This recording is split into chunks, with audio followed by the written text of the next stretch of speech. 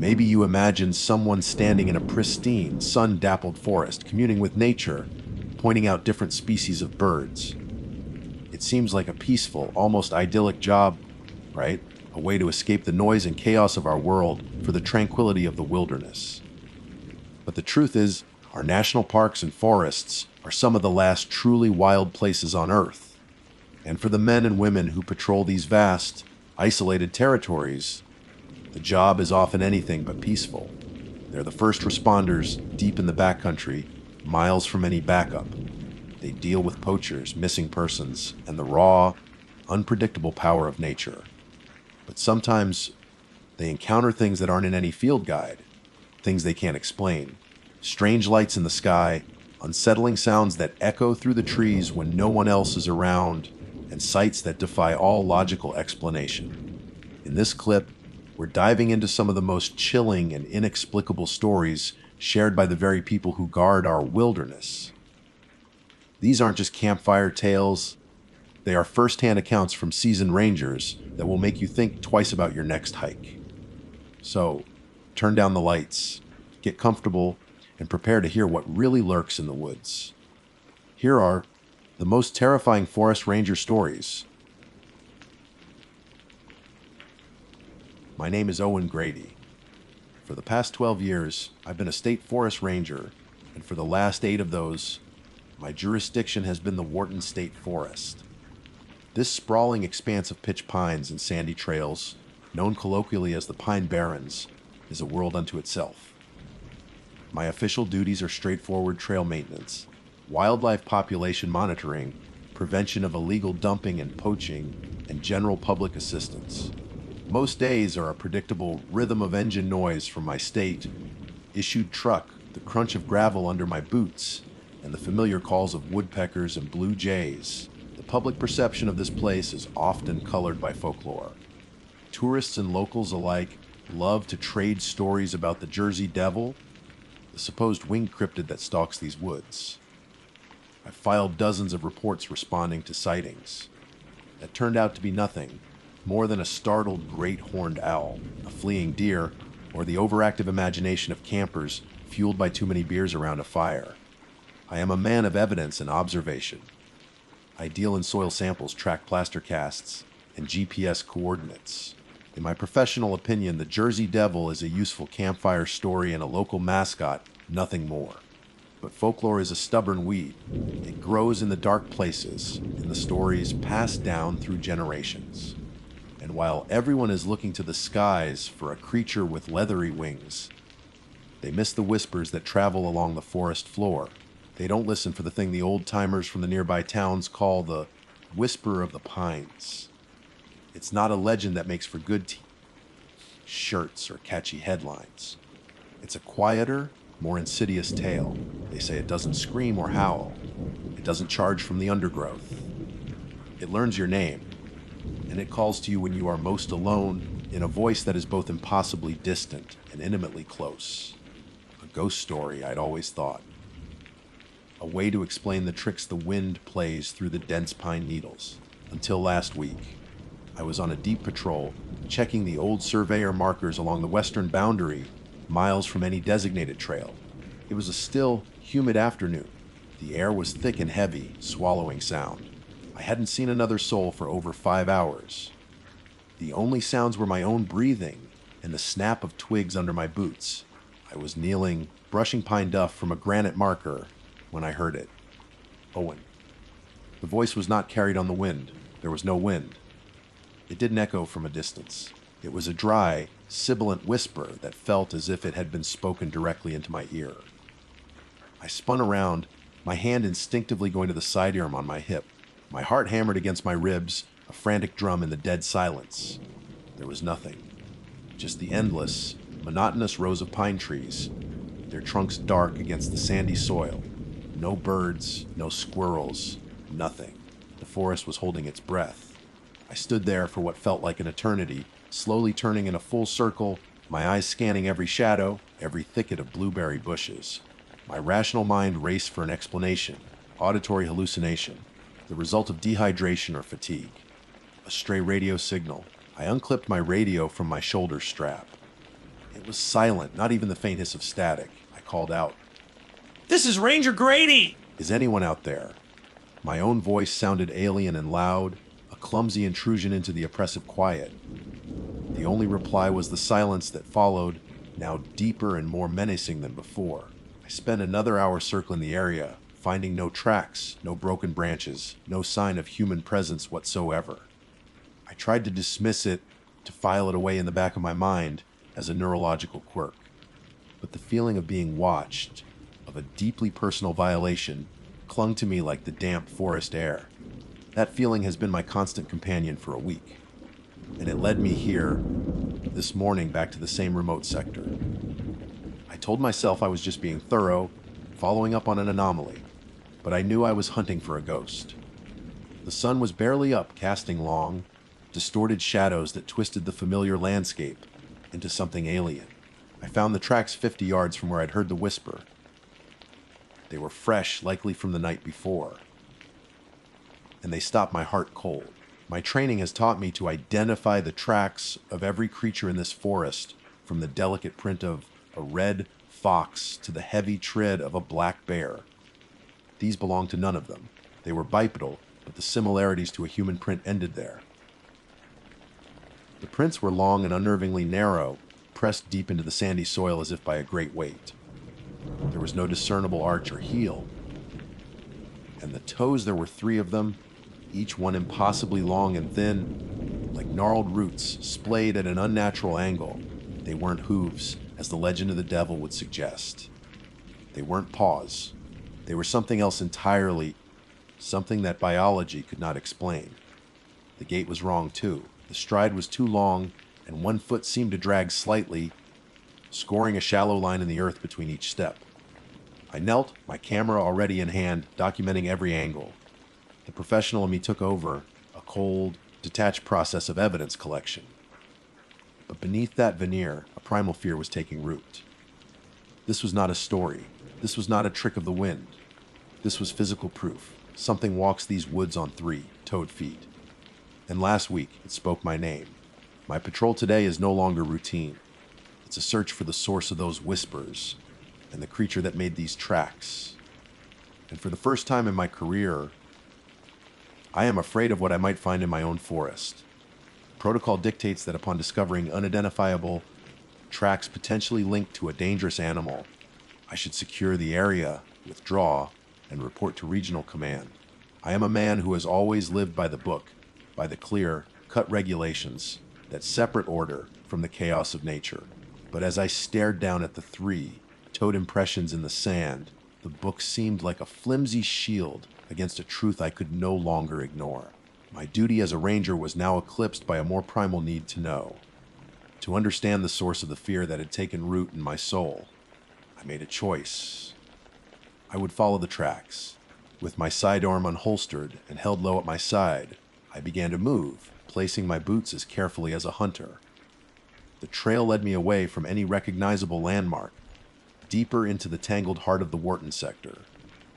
The forest here was older, the pines taller and thicker, their dense canopy blocking out most of the afternoon sun and casting the world below in a perpetual state of twilight. A chilling silence began to descend. It wasn't the peaceful quiet of a remote wilderness. It was a heavy, suffocating absence of sound. The chirping of crickets, the rustle of squirrels in the leaf litter, the distant call of a crow, all of it had vanished. It was as if every living creature in this section of the forest was holding its breath, cowering in the presence of a superior predator. The only sound was the soft crunch of sand under my feet and the frantic, rhythmic pounding of my own heart. The whispers started again, but they were different now. They were bolder, lost. Owen. The voice slithered into my consciousness, a dry rustle of leaves spoken from no particular direction. I froze, sweeping my gaze across the gloom.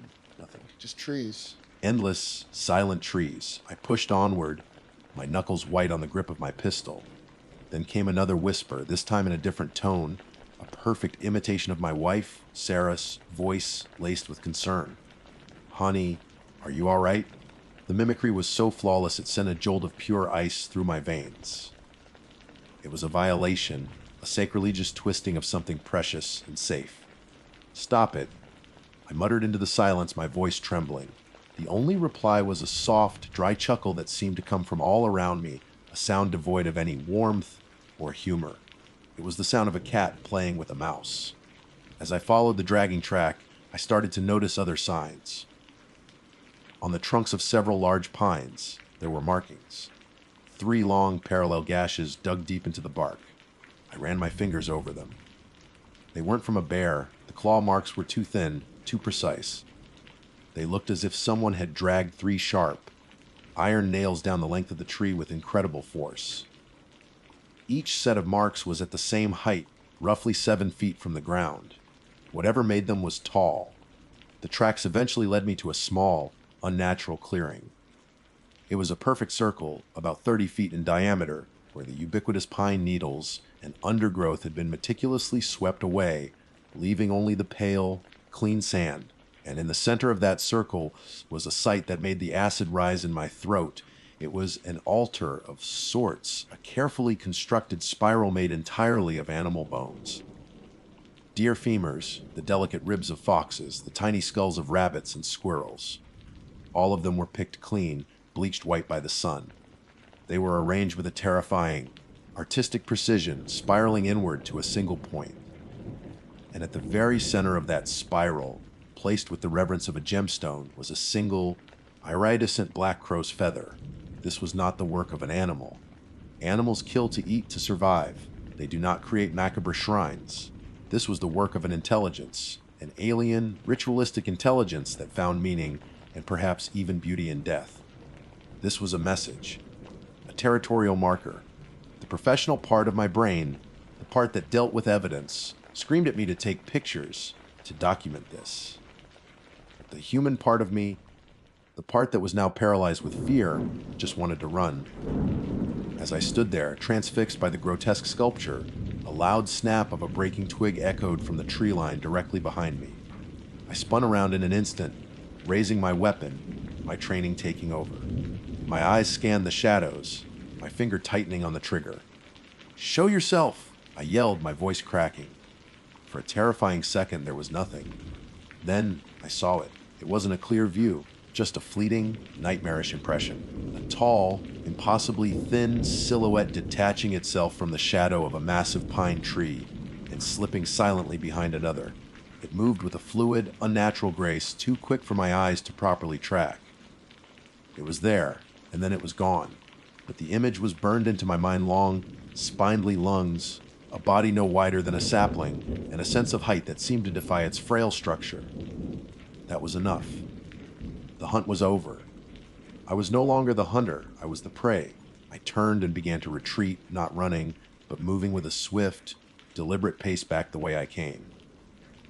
Dusk was approaching, and the shadows were deepening, merging into a single, ominous mass of darkness. I did not look back, but I could feel it. I could feel its unseen eyes on me. And the whispers followed me, no longer just calling my name, but actively taunting me, their words now laced with a chilling, personal knowledge. "Leaving so soon? Don't be afraid, Owen. We just want to see." Then the final, soul-shattering blow. In a sibilant hiss that was both mine and not mine, it whispered a secret I had never spoken aloud to anyone. "The fire. It wasn't your fault." My blood ran cold. It was referencing a childhood accident, a barn fire, a memory locked away in the deepest vault of my mind. How could it know? How? I broke into a run, crashing recklessly through the undergrowth, the carefully maintained composure of Ranger Grady shattering into a million pieces, leaving only Owen, the terrified man fleeing for his life. The whispers pursued me, a chorus of my deepest fears given voice. I finally burst through the tree line and saw it, the glint of metal and glass. My truck. Safety. I fumbled with my keys, my hands shaking uncontrollably, and scrambled into the driver's seat, slamming the door and locking it. I sat there, gasping for breath, my back pressed against the seat. I reached for the radio, frantically turning the dial. Nothing but a wall of hissing static. My heart was a jackhammer against my ribs. I risked a glance in the driver's side mirror, my eyes drawn to the dark tree line I had just escaped. and for a single horrifying second, I saw a face looking back at me from the shadows. It was pale and elongated, with no discernible nose. Its mouth was a wide, lipless slash. But it was the eyes that broke me. They were huge, completely black, and filled with an ancient, predatory intelligence. As our eyes met through the mirror, the mouth stretched impossibly wider into a silent, knowing smile. Then, as quickly as it appeared, it was gone. I jammed the key into the ignition, and the engine roared to life, its familiar sound a welcome intrusion into the unholy silence. I didn't wait. I threw the truck into gear and sped away, leaving a plume of dust and gravel in my wake, not daring to look back. I knew this wasn't over. This was only the beginning. The forest was no longer my charge. It belonged to the Whisperer now, and it knew me. This will be my final entry. I am writing this not from my station, but from the perceived safety of my own home, though I now know that safety is an illusion. The official logbook is miles away, but I must record this. Perhaps someone will find this account and understand. Or perhaps this is just a final, desperate act of a man trying to impose order on a world that has descended into absolute chaos. The drive back from the forest was a blur of adrenaline and raw terror. I pushed the truck to its limits, the engine screaming in protest as I flew down the sandy fire roads and onto the blessed asphalt of the county highway. With every mile that separated me from that tree line, a small, rational part of my brain tried to reassert control. It was a bear. It was a drifter. It was a hallucination brought on by stress and solitude. But the image of those black, intelligent eyes, of that silent, knowing smile in my rearview mirror, burned away every logical explanation. And the silence from my radio was a constant, damning reminder that I was cut off, alone with a truth too monstrous to comprehend. When I pulled into my driveway, the familiar sight of my small, yellow house, the warm light spilling from the living room window, the porch swing Sarah and I had built together, felt like a beacon from another lifetime. This was my sanctuary, the one place on earth where the wilderness and its shadows could not reach. I burst through the door, my breath coming in ragged gasps, and nearly collided with Sarah as she came out of the kitchen, a dish towel in her hand. The look of alarm on her face mirrored the terror I felt inside. Owen! My God, what happened? You look like you've seen a ghost. I couldn't tell her. How could I articulate the bone altar, the whispers that knew my name, the impossible creature that moved like smoke between the trees? How could I describe the feeling of having my deepest, most private memories stolen and whispered back at me by something that should not exist? To speak it aloud would be to give it a reality she could not handle, a fear that would poison this home. So I lied. Bear. I managed to say, my voice hoarse, a big one. Charge the truck. It just spooked me. She didn't believe me, of course. She's known me for 15 years. She knows my tells, the way my eyes refuse to meet hers when I'm hiding something. But she didn't push. She just guided me to the sofa, her touch a grounding force in the storm of my thoughts. I spent the evening in a daze, pretending to watch television, pretending that the static between channels didn't sound like dry, sibilant whispers. I jumped at every creak of the house, my eyes darting to the dark windows, expecting to see that pale, elongated face staring back at me. Sleep was impossible. After Sarah went to bed, I sat in the darkness of the living room, my service weapon resting on the coffee table in front of me. The hours ticked by, each one stretching into an eternity of tense silence. The house was quiet. The world outside was quiet. Too quiet, just like the forest. Around 1 a.m. I heard it, a soft, rhythmic thump, a thump coming from the back porch. My heart seized. It was the sound of something heavy being dragged. It was the sound of the dragging foot I had tracked through the sand. I grabbed my pistol, my hands slick with sweat, and crept towards the kitchen, which had a window looking out onto the porch. My movements were slow, deliberate, every instinct screaming at me to stay put, to barricade the door and wait for morning. But I had to know. I had to see. Peeking through the edge of the curtain, I saw nothing. The porch was empty. The motion sensor light was off. Had I imagined it? Was my mind finally breaking? I let out a breath I didn't realize I'd been holding, my shoulders slumping in relief. And then I saw it. On the wooden boards of the porch, directly below the window, was a single, iridescent black crow's feather. It was the same one, the one from the center of the bone spiral. It had followed me. It had crossed the boundary from its world into mine. It had come to my home. A wave of nausea and terror so profound it almost brought me to my knees washed over me. This was a message. This was a promise. This was a declaration that nowhere was safe. I stumbled backward from the window, my mind reeling. I needed to wake Sarah. We needed to leave. We needed to go somewhere, anywhere. But where could we go that it couldn't follow? It knew my secrets. It knew my wife's name. As I turned to run up the stairs, my blood froze. The whispers had returned. But this time they weren't in my head. They weren't coming from outside. They were coming from upstairs, from my bedroom. She sleeps so soundly, Owen. The voice was a dry, rustling hiss, a sound that should have been impossible within the walls of my own house. It was the voice of the whisperer. It was inside. I don't remember moving up the stairs. The primal need to protect my wife overrode every ounce of fear. I stormed into the bedroom, pistol raised, my finger on the trigger, ready to face the nightmare. The room was empty. Sarah was asleep in our bed, her breathing soft and even completely oblivious. The window was closed and locked. There was no one here. I stood in the doorway, my chest heaving, my mind a battlefield of confusion and terror.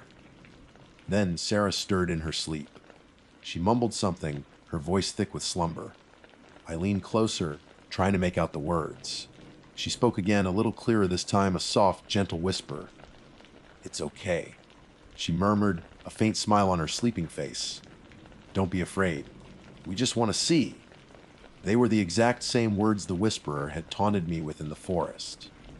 But this time, they were spoken in my wife's voice, and as I stared down at her, a horrifying realization dawned. The whisper wasn't just in the house. It had found a new way to speak. It had found the perfect vessel. It no longer needed to haunt the shadows. It was in my bed. It was in my sanctuary. It had taken the one person I loved most in the world. The hunt is over. I am no longer a ranger.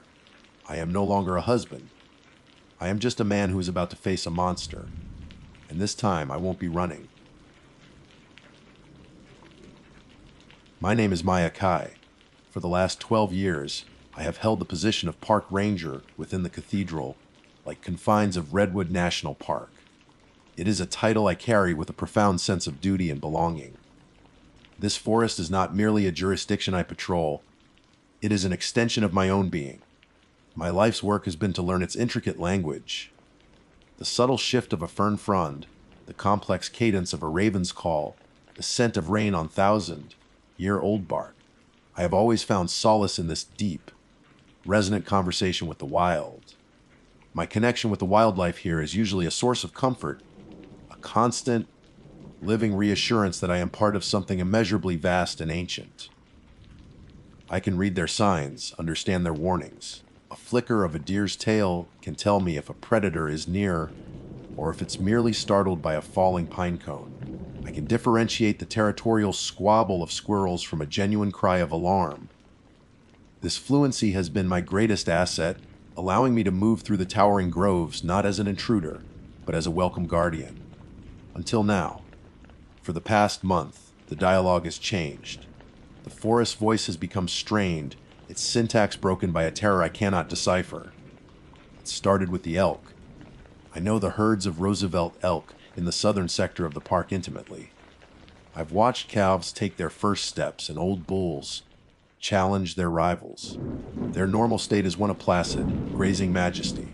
But recently, their placidity has shattered. They are perpetually on edge, their movements jerky and panicked. I found a large herd huddled in an open meadow, far from the protective cover of the trees, their heads constantly swiveling, eyes wide with a collective fear. They were not watching for mountain lions or bears. Their gaze was fixed on the impenetrable darkness of the tree line itself, as if the very shadows had grown teeth. Then, the birds fell silent, only to be replaced by a cacophony of dread. Steller's jays, normally the boisterous gossips of the canopy, have taken on a new tone. Their calls are no longer inquisitive or scolding, they are shrieks. Raw, piercing screams that echo through the woods until the birds seem to be screaming themselves hoarse. It's a sound that scrapes at the nerves, a constant avian siren warning of a threat that remains unseen. More unnerving, however, are the silences that follow. The cheerful chatter of chickadees, the drumming of woodpeckers, the melodic flute of the hermit thrush, all have vanished. The air is thick with their absence, creating a soundscape so empty, it feels like the whole forest is holding its breath. Even the smallest critters, the lifeblood of the forest floor, have disappeared. The rustle of scurrying lizards, the sight of chipmunks darting across the trail, the nocturnal foraging of raccoons, all gone. I walk for miles now on my patrols and see nothing. The ground, usually a tapestry of tracks and trails, is eerily barren. It's as if a great, silent broom has swept through the undergrowth, clearing it of all life. This complete and total desertion is perhaps the most unsettling sign of all. Animals will flee a wildfire, they will hide from a predator, but for the entire ecosystem to simply cease, to vanish into thin air, speaks of a fear that transcends the natural order. It's a primal, absolute terror, a response to something so fundamentally wrong that the only instinct is to disappear. And I'm starting to feel it too. At first, it was a subtle prickle on the back of my neck as I locked up the ranger station at dusk. A feeling of being observed from the deep woods beyond the clearing. I dismissed it as fatigue, the product of long hours in a mind playing tricks on itself. But the feeling has intensified, growing from a prickle into a heavy, suffocating weight. It follows me on my patrols, a cold spot in the otherwise humid air. Sometimes, in the deepest groves where the canopy blots out the sun, I hear things. A soft footfall behind me on a path, covered in damp moss where no sound should be made. A whisper that sounds like my name, carried on a wind that doesn't stir the leaves.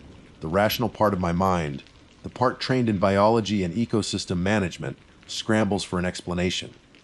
An undocumented predator, a subterranean tremor affecting animal senses, a waterborne contaminant causing neurological distress.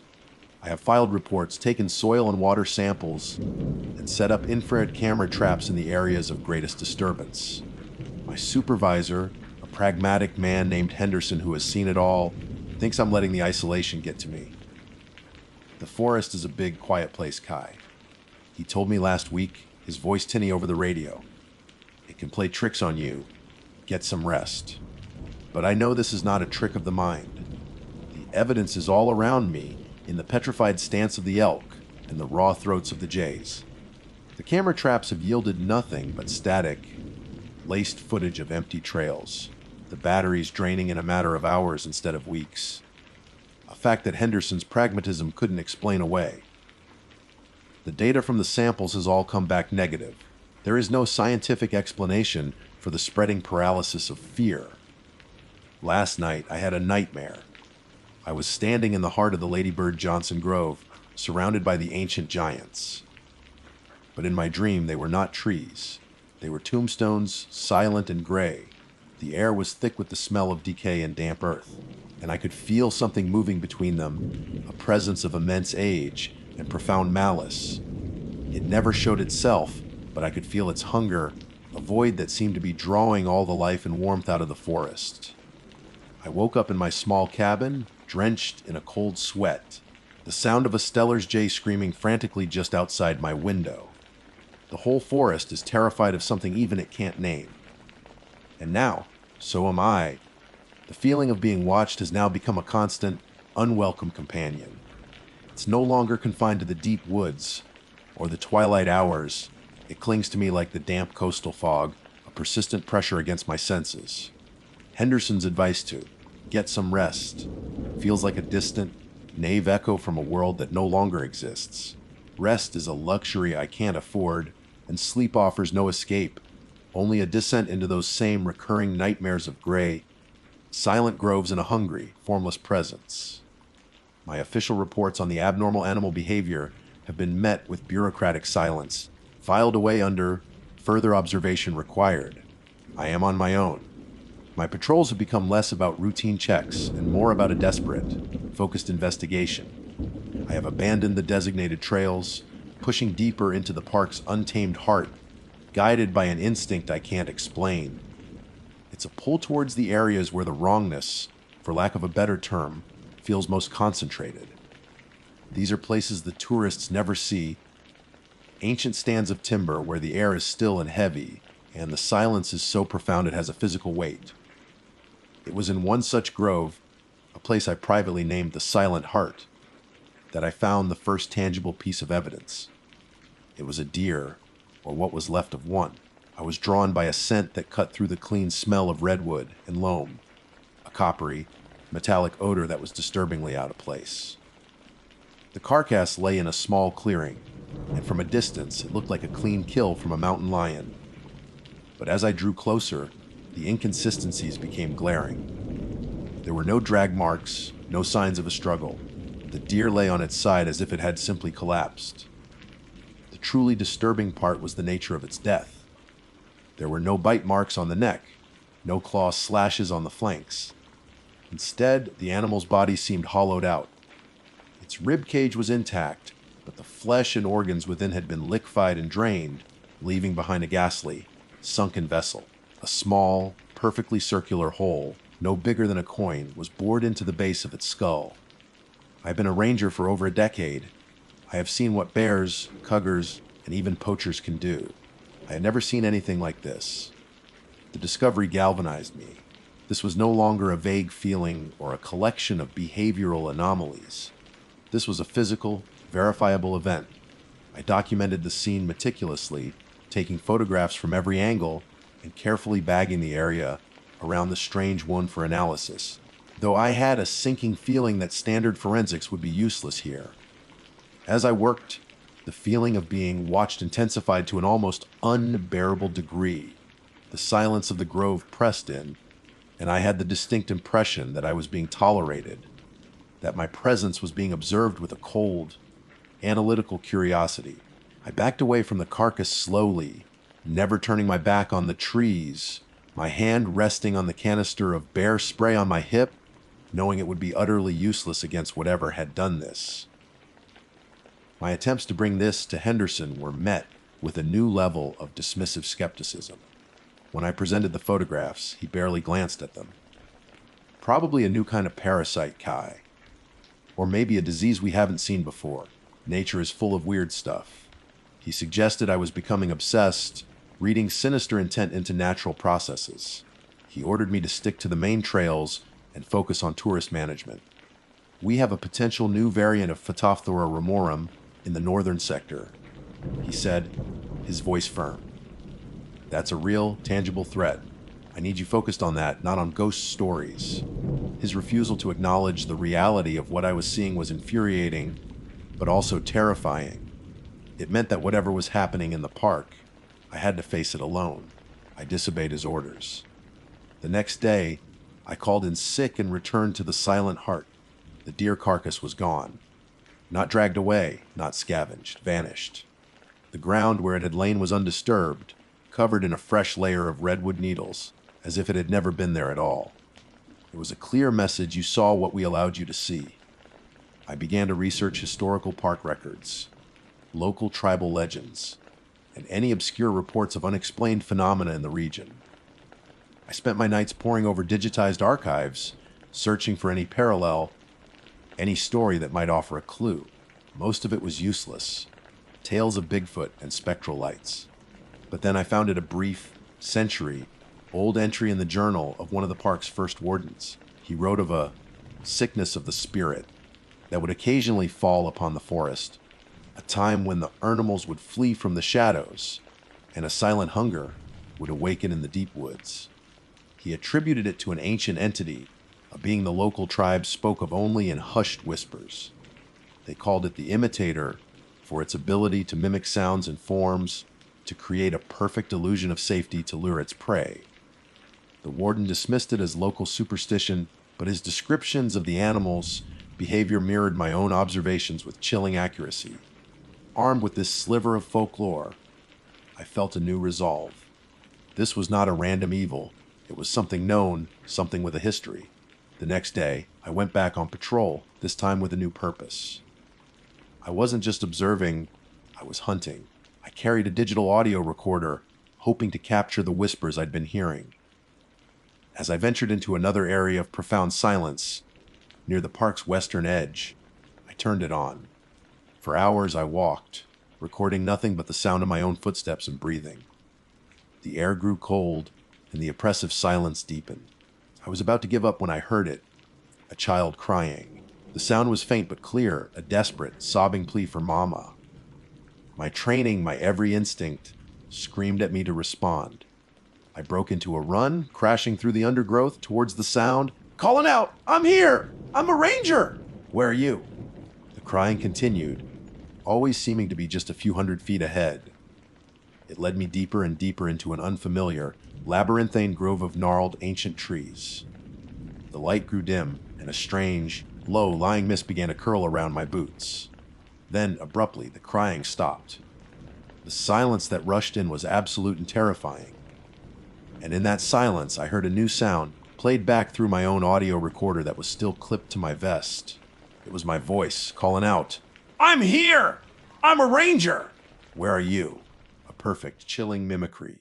A cold dread, sharper and more potent than anything I had felt before, seized me. I spun around, my heart hammering against my ribs. I was alone. But just for a second, through the swirling mist, I saw a shape by one of the massive redwoods. It was tall and unnaturally thin, a distorted silhouette that seemed to bend and absorb the light around it. It wasn't human, and it wasn't an animal. It was a sliver of impossible anatomy, a fleeting glimpse of the silent hunger itself. And then it was gone. I was left alone in the mist, with the echo of my own voice mocking me in the suffocating quiet. Standing there in the chilling mist, listening to the echo of my own stolen voice, the true nature of the threat finally coalesced. This wasn't a predator of flesh and blood. It was a predator of perception. The imitator. The century-old journal entry had not been superstition. It had been a warning. It had used the sound of a crying child, the most potent lure for any rescuer, to draw me into its domain. It had used my own voice to reveal its intelligence, its mockery. The brief, distorted glimpse of its form confirmed its unnatural existence. It was an entity woven from the forest's deepest shadows and oldest fears. My fear, cold and sharp, was quickly being forged into something else: anger. This thing had turned my sanctuary into a hunting ground. It had terrified the creatures I had sworn to protect. Henderson's skepticism, the department's bureaucracy. None of it mattered now. This was between me and the entity that had laid claim to my park. Running was not an option. That would mean abandoning the forest to this silent decay. I had to face it. But how do you fight a shadow? How do you confront something that can manipulate what you see and hear? The answer, I realized, was not to fight it on its terms. I couldn't trust my senses, so I would have to rely on the one thing that had never failed me: my intrinsic connection to the forest itself. This entity might be ancient, but it was an invasive presence, a sickness. The forest itself, the healthy, vibrant ecosystem, was resisting it. The agitation of the elk, the screams of the jays. They weren't just signs of fear, they were an immune response.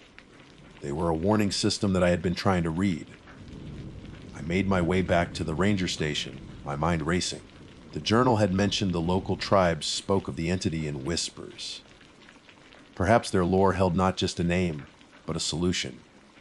My work had brought me into contact with the elders of the Yurok tribe, whose ancestral lands encompassed much of the park. I had always approached them with respect, and now I would have to approach them with a humility that bordered on desperation. I drove to the small community center on the reservation, just outside the park's southern boundary. I found Elder Samuel, a man whose face was a roadmap of wisdom and time, sitting on a porch overlooking the Klamath River. I told him everything: the silence, the hollowed-out deer, the mimicked voices, the shadow in the mist. I didn't try to soften it or rationalize it. I laid the raw, unbelievable truth before him. He listened patiently, his dark eyes never leaving my face. When I finished, he was silent for a long time, looking out at the ancient trees that bordered his home. "It is old," he said finally, his voice a low rumble. "Older than the trees we see. It is not evil, not in the way you humans think of it. It is a guardian. But its sleep has been disturbed, and its dreams have turned to nightmares. It no longer remembers the difference between a threat and a protector." He explained that the entity was a spirit of the place, a genius loci. It was tied to a specific, sacred part of the forest, a place where the life force of the park was most concentrated. According to their legends, its purpose was to protect this heartland from desecration. It would sleep for generations, but certain actions could awaken it in a state of confusion and rage. He asked me what had changed recently near the park's core. My mind immediately went to the controversial controlled burn that had gone awry 3 months ago. A private logging company on the park's eastern border had let a fire escape its boundaries, scorching several acres of old, growth forest before it could be contained. It was near the area I'd called the Silent Heart. "The fire," Samuel said, nodding slowly. "It wounded the land. The guardian awoke to pain and smelled only ash and death. Now it sees anything that walks on 2 legs as another source of that pain. The solution," he explained, "was not one of violence. To bring a weapon to it would be like bringing a torch to a gas leak. It would only feed its rage. The only way was to show it that I was not a threat, to offer a gesture of healing, not harm." He told me of a specific ritual of appeasement, an offering of respect. It involved finding the heart, tree of the grove it protected, a massive ancient redwood that was its physical anchor. There I was to make an offering not of food but of myself. I had to sit before it unarmed and open my mind, sharing my own memories and my deep, abiding love for the forest. I had to show it that my spirit was intertwined with the land, just as its own was. I had to convince it that I was a guardian too. It was the most terrifying thing I could imagine, to intentionally make myself vulnerable to the very thing that had been hunting me.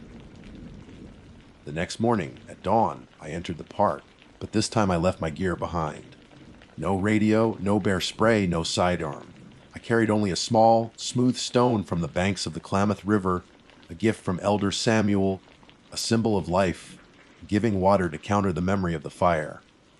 I walked directly to the Silent Heart, the pull of the entity now a clear beacon. The silence was more profound than ever, the air colder. As I stepped into the central clearing, the mist began to curl around my feet.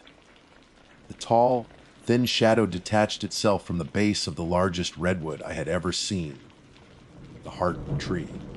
It was taller than I'd thought, a shifting, vaguely humanoid shape of condensed shadow and splintered light. It had no face, but I could feel its immense, ancient consciousness focused entirely on me.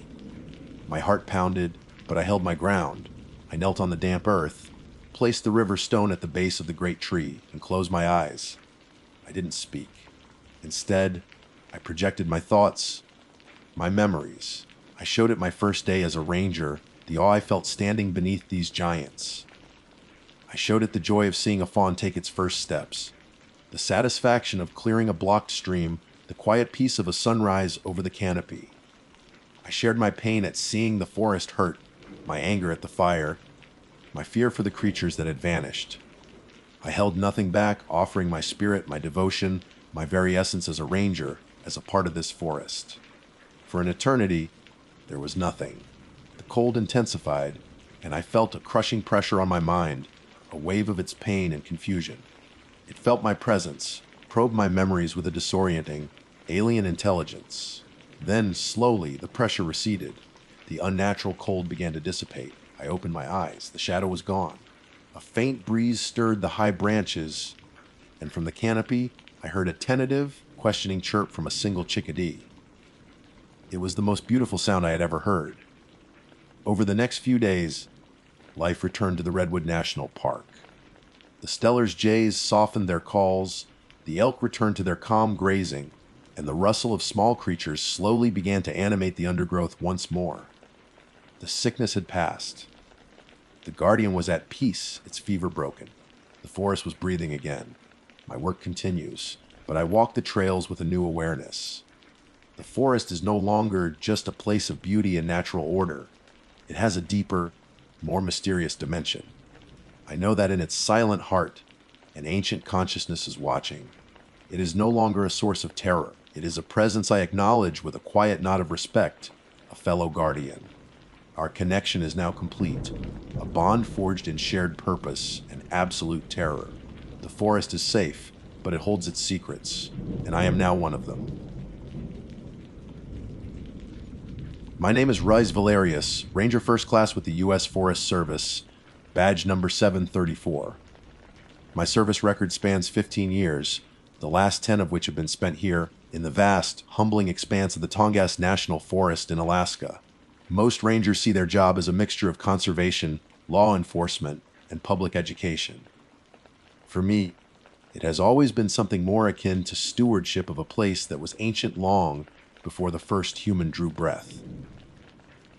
I don't command this forest, I listen to it, and for a decade its voice was a predictable, steady rhythm of seasons and survival.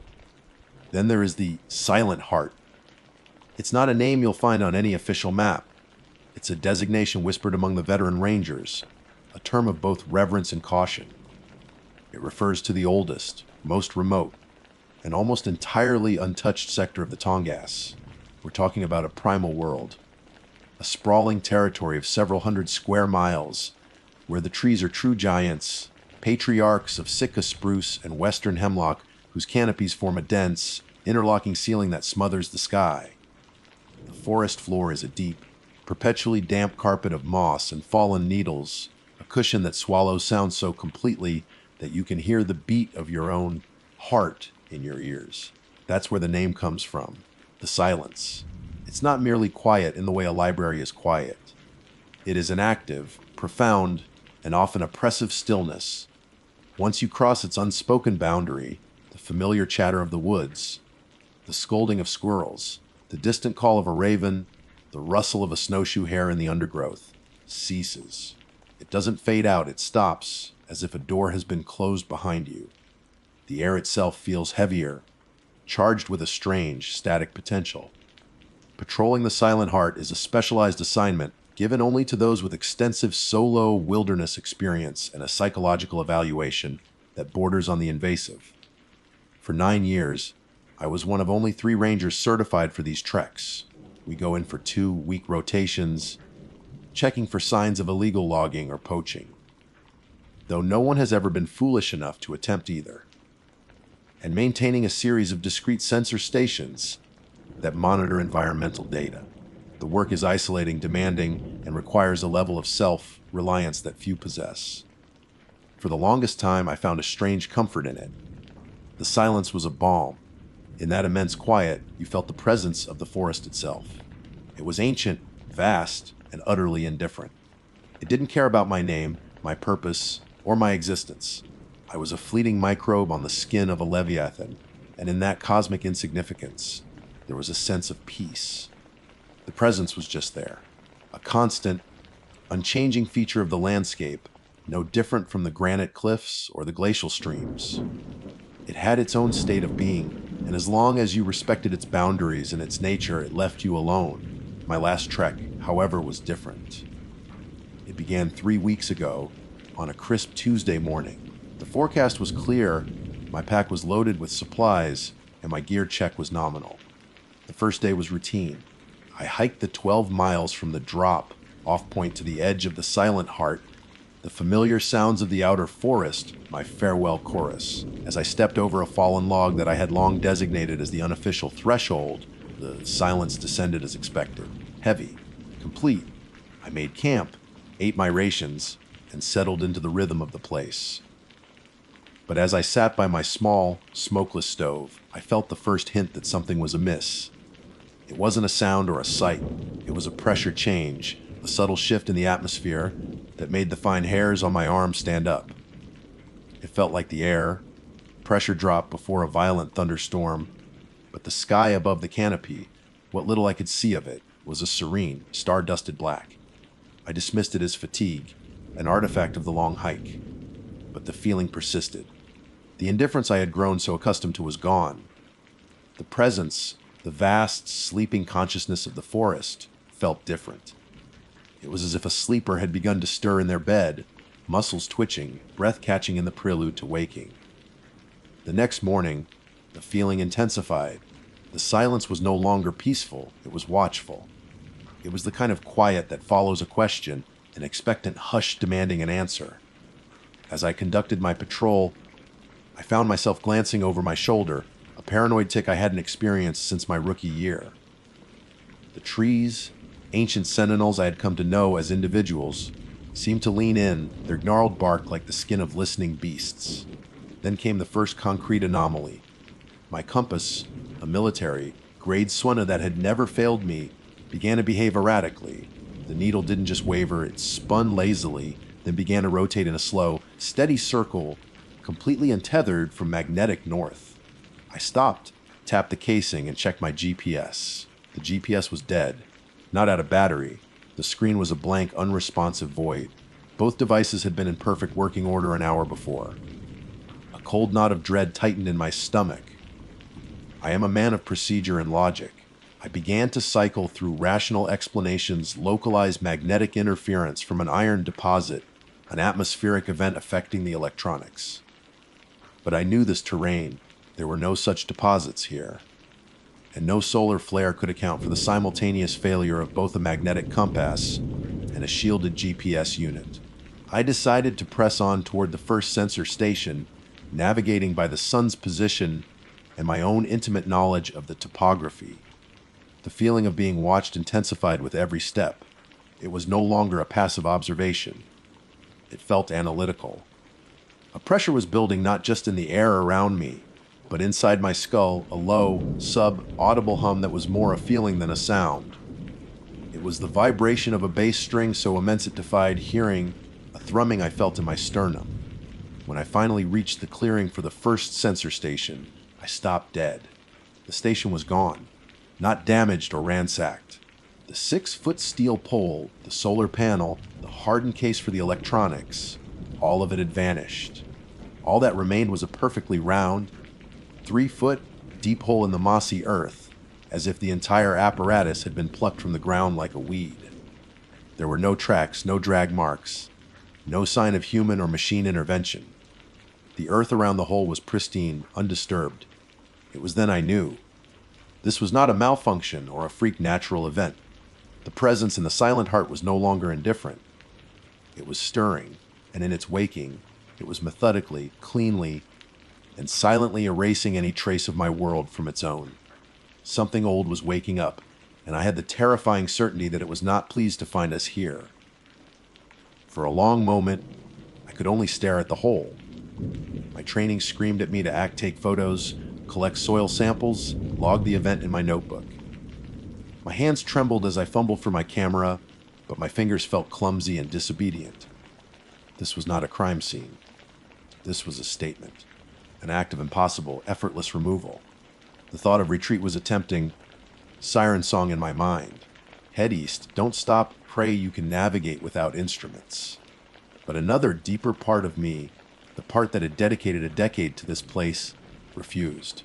I was a ranger. My duty was to observe and report, to understand. Fleeing without knowing what I was facing felt like a dereliction of that duty. I forced myself into motion, my actions stiff and robotic. I documented the whole, my notes barely legible.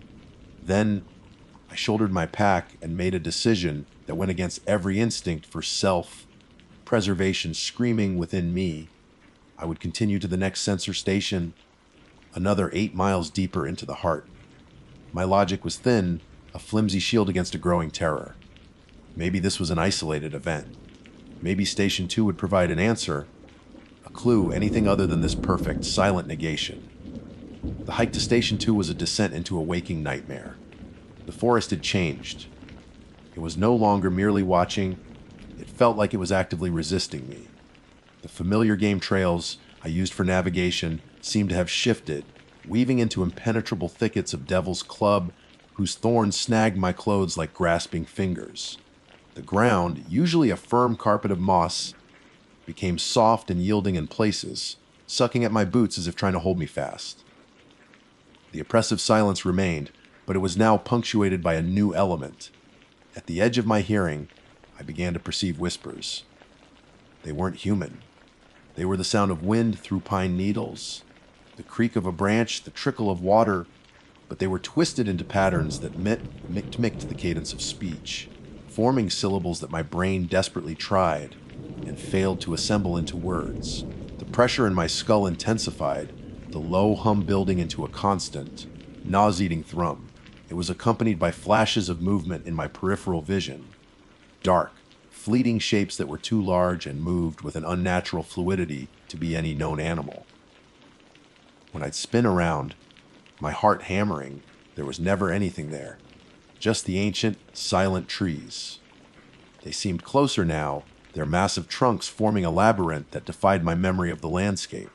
I felt a profound sense of being lost, a feeling I had not experienced in over a decade of walking these woods. This place was actively unmaking my knowledge of it. After what felt like an eternity, I stumbled into the location where Station 2 should have been. But the clearing was gone. In its place stood a dense, perfectly circular grove of young Sitka spruce, each tree no thicker than my wrist. This was impossible. These saplings would have taken years to grow this tall. This grove had not been here 6 months ago. It was as if a piece of the forest from a decade in the future had been cut and pasted into the present. My breath hitched. In the exact center of this unnatural grove, I saw it, Station 2, but it was horribly, grotesquely transformed. The 6-foot steel pole was no longer straight. It was bent and twisted upon itself, curled into a shape that resembled a fossilized serpent. The solar panel had been shattered into hundreds of pieces, but they weren't scattered. They were arranged on the moss in a breathtakingly intricate spiral, glinting like a mosaic of black glass. The hardened, weatherproof electronics case had been peeled. The metal layers were curled back like the petals of a grotesque flower, exposing the delicate circuitry within. My fear was replaced by a wave of cold, intellectual shock. This was not the work of a bear or a storm. This was deliberate. This was intelligent. This was artistry. Lying in the center of the eviscerated electronics box, where the complex array of chips and wires should have been, was a single object, a perfectly smooth, dark gray river stone, still damp as if freshly pulled from a creek bed. It was an exchange, a message. The entity had not just destroyed my technology, it had dissected it, studied it, and then contemptuously replaced its complex heart with the simplest, most fundamental piece of its own world.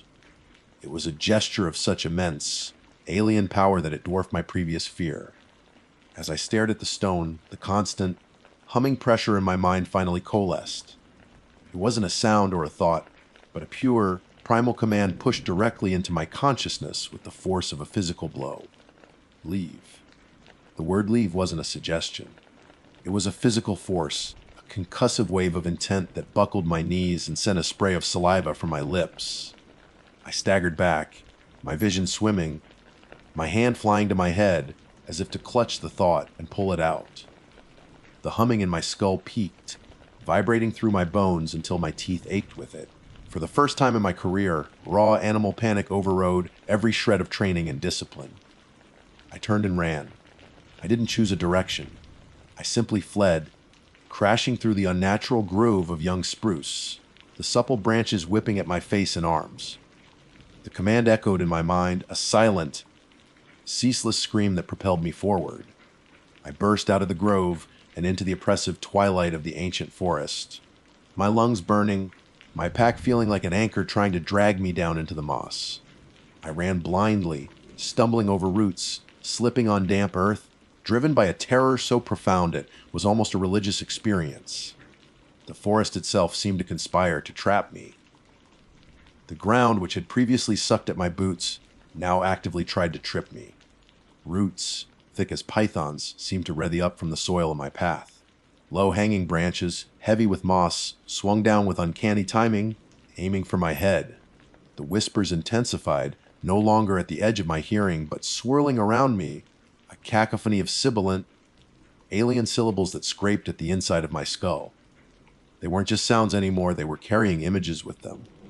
Flashes of impossible geometries, of immense, dark shapes moving through starless voids of a world made of living wood and flowing stone. I risked a glance behind me and saw nothing but the gloom between the colossal trees. Yet the feeling of pursuit was overwhelming. It wasn't the sound of footsteps, but a chilling sense of displacement in the air behind me, as if something vast was parting the forest as it came, the trees themselves bending away from its passage. My flight was unsustainable. After several hundred yards of frantic, adrenaline-fueled sprinting, my foot caught on a hidden root, and I went down hard, my face plowing into the damp, cold moss. The impact knocked the wind out of me, and for a moment I could only lie there, gasping, the taste of soil and decay in my mouth. The psychic command, leave, pulsed with renewed intensity, a spike of pure agony. With a surge of desperation, I unclipped the waist and sternum straps of my pack and shrugged it off. I was abandoning my gear, my food, my shelter, my lifeline. It was an admission of defeat, a concession that survival, not duty, was now the only priority. Shedding the weight, I scrambled back to my feet. I had to get my bearings. The sun was completely obscured by the canopy. My compass and GPS were useless. I was truly, utterly lost. Then I saw it. Through a gap in the trees, perhaps 50 yards away, was a flicker of movement. It wasn't one of the fleeting peripheral shapes. This was clear and defined. It was a person, or at least it had the shape of one. Tall and lean, wearing what looked like the dark green uniform of a Forest Service ranger. A wave of disbelief and desperate hope washed over me. It was one of the other rangers, maybe Miller or Chen, somehow in my sector. "Hey!" I screamed, my voice cracking, raw from exertion.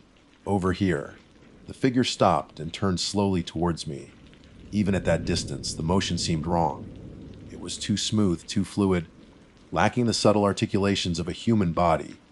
It raised a hand, not in a wave, but with the palm facing me, a gesture to halt. And then it started walking towards me. As it drew closer, the details came into horrifying focus. It wore a ranger's uniform, but the fabric seemed to cling and flow as if it were part of its skin. Where the face should have been, there was only a smooth, featureless convexity of dark green, like polished wood. There was no mouth, no nose, no eyes. Yet I felt its gaze on me, a pressure far more intense than the general watchfulness of the forest. This was focused. This was personal. This thing was not a rescuer. It was a warden. It was the physical manifestation of the presence, the will of the silent heart given form. The whispers around me coalesced into a single, clear thought that bloomed in my mind, not as a command, but as a statement of fact from the approaching figure: "You do not belong here." I was paralyzed, my feet rooted to the spot as it closed the distance. It moved without a sound, its boots making no impression on the mossy ground, 10 yards away. 5. It stopped directly in front of me, so close I could see the fine, grain-like texture of its skin. It slowly raised its arm, again its hand reaching not for me, but for the trunk of the massive Sitka spruce I was standing beside. Its fingers, which looked like they were carved from dark wood, pressed against the bark, and the tree responded. The bark rippled, the solid wood flowing like thick liquid around the creature's hand. The whispers stopped. The pressure in my head ceased. The world fell into an absolute, profound silence, the original silence of the heart, but now it felt like the held breath of an executioner. The creature's featureless face tilted towards me. It didn't need to speak. The understanding was delivered directly into my mind. This was the forest, not just the trees and the animals, but the entire ecosystem, a singular, gestalt conscious of immense age and power. My technology was a dissonant, screaming noise in its silent world. My presence was a contamination. It hadn't been malicious, not at first. It had simply tidied up. It had removed the offending objects with the same thoughtless efficiency I might use to pull a weed from a garden. And now, it was showing me the door. The wood of the tree beside me flowed and twisted, the bark peeling back to reveal a cavity, an opening into the heart of the trunk that was the blackest black I had ever seen. It was not a hole, it was an absence of light, an abyss. The creature gestured toward it, an invitation into oblivion. This was the choice. Be erased here or run and never, ever return. The command was no longer needed. I understood. I stumbled backwards, my legs finally obeying me. I turned and ran, and this time the forest let me go. The roots stayed in the ground. The branches remained still. The path seemed to clear before me, as if the forest itself was showing me the way out. I did not look back. I ran until my lungs felt like they were bleeding, until my legs were numb, until, after an eternity, I burst through the invisible boundary of the silent heart and collapsed onto a forest floor where the sound of a chattering squirrel was the most beautiful music I had ever heard. They found me 2 days later, miles off course, suffering from exposure and dehydration, babbling about a man with no face. My official report lists equipment failure and the onset of a sudden disorienting fever. I was given a desk job. I never set foot in the Tongass again. But sometimes, in the dead of night, when the world is quiet, I can still feel it. A pressure in the air, a low hum in my bones, a silent, ancient presence, reminding me that we are merely guests in this world and that there are places where we are not welcome. My name is Ranger Clara Hayes, though in my line of work, the title often feels more like a descriptor of the dead than the living. For the past 12 years, I have served with the U.S. Forest Service in the vast, unforgiving expanse of the Sierra National Forest. My office isn't the tidy, wood, paneled station house where tourists buy maps and ask about bear safety. It is a small, sterile room in the archives, surrounded by the ghosts of an indifferent wilderness. My specialty, my calling, is cold cases the hikers who walk into the emerald embrace of this forest and never walk out. Most files that cross my desk are stories of tragedy underscored by human error or the sheer, impartial power of nature. A misjudged cliff edge, a sudden, violent turn in the weather, a wrong turn on an unmarked trail. These are explainable, their narratives etched in broken bones and coroner's reports. They are grim, but they offer a form of closure, a period at the end of a tragic sentence. But one file has remained stubbornly open, a question mark that has haunted the station for nearly 4 decades. It is the one I find myself returning to, time and time again, its contents as familiar to me as the lines on my own hand. It is the file on the Vanishing Five. It began in the summer of 1988. 5 individuals, all experienced hikers, all well-equipped, disappeared without a trace over a period of 3 months. They were not a single group. They didn't know each other. Their disappearances were weeks apart, from different trailheads scattered across a 50-mile radius of the Ansel Adams wilderness. The first was a seasoned mountaineer, a man named David Carmichael. His car was found at the trailhead, a half-eaten sandwich and a thermos of still, warm coffee on the passenger seat. Search teams scoured the area for weeks. They found nothing. No footprints veering off the path, no scuff marks on the rocks, no broken branches to indicate a fall. It was as if he had been plucked from the very air. The only thing they found, placed neatly in the center of the trail a mile from his car, was a single iridescent raven feather. 2 weeks later, Sarah and Ben Carter, a young couple celebrating their anniversary, vanished from the popular river trail. Their tent was found perfectly assembled, sleeping bags unrolled, a book lying open on a pillow. Again, the search was massive, exhaustive, and utterly fruitless. And again, the sole, enigmatic clue was a raven feather resting on the unzipped flap of their tent door. The 4th and 5th victims followed the same impossible pattern. A retired botanist named Eleanor Vance and a young, athletic college student, Mark Jennings, both disappeared from well-trodden paths. In both cases, the search parties, aided by dogs and helicopters, found a chillingly pristine scene. No signs of a struggle, no evidence of an animal attack, no human tracks leading anywhere, but forward on the trail before abruptly ceasing, and in the precise spot where each was last believed to have been a single perfect raven feather. The file is thick with reports, maps, and witness statements, but it all tells the same story, a story of nothing. The details are all wrong. In every case of a missing person I have ever studied, the wilderness leaves its mark. There are signs of a struggle with the elements, a desperate attempt at shelter, the discarded remnants of a final meal.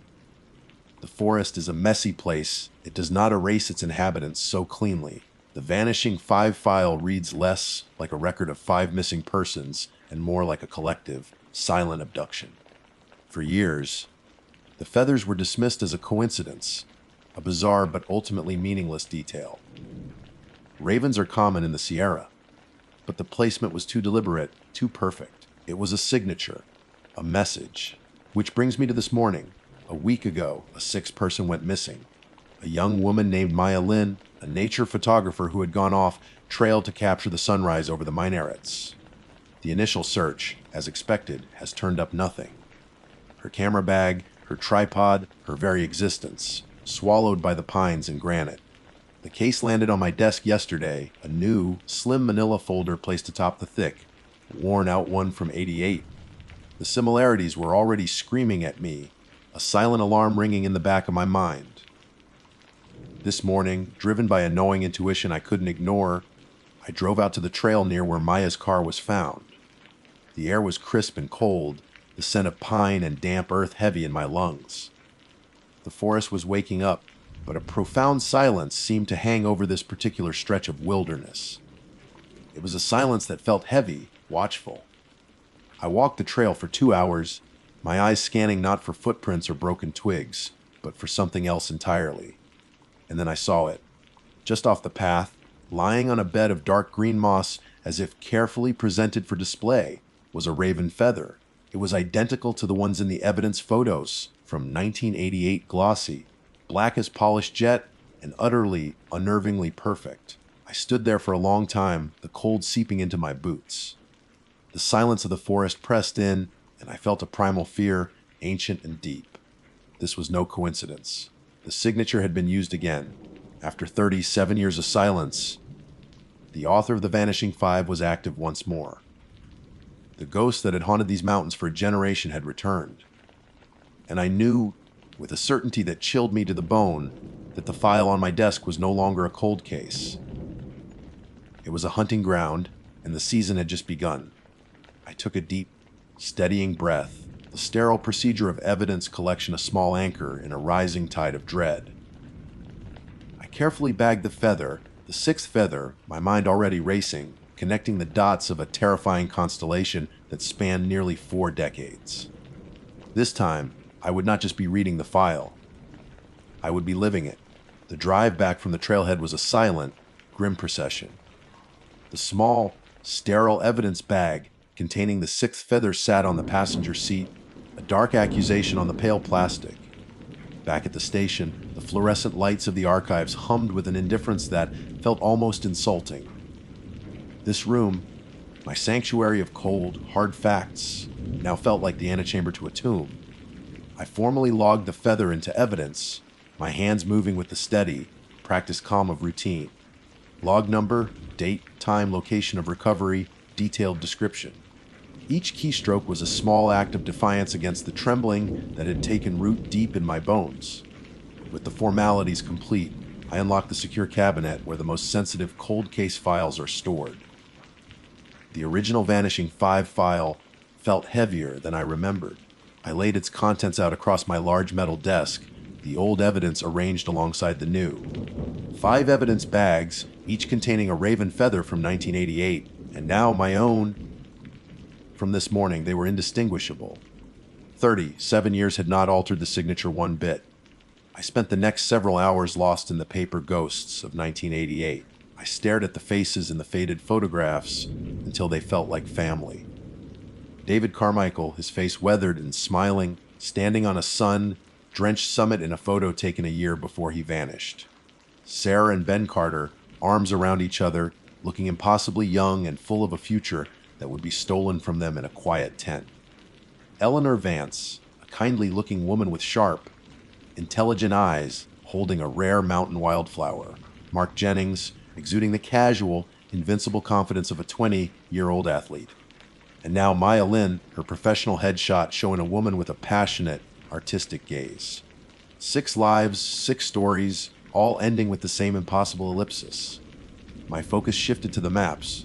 I had studied them 100 times, but always as individual incidents.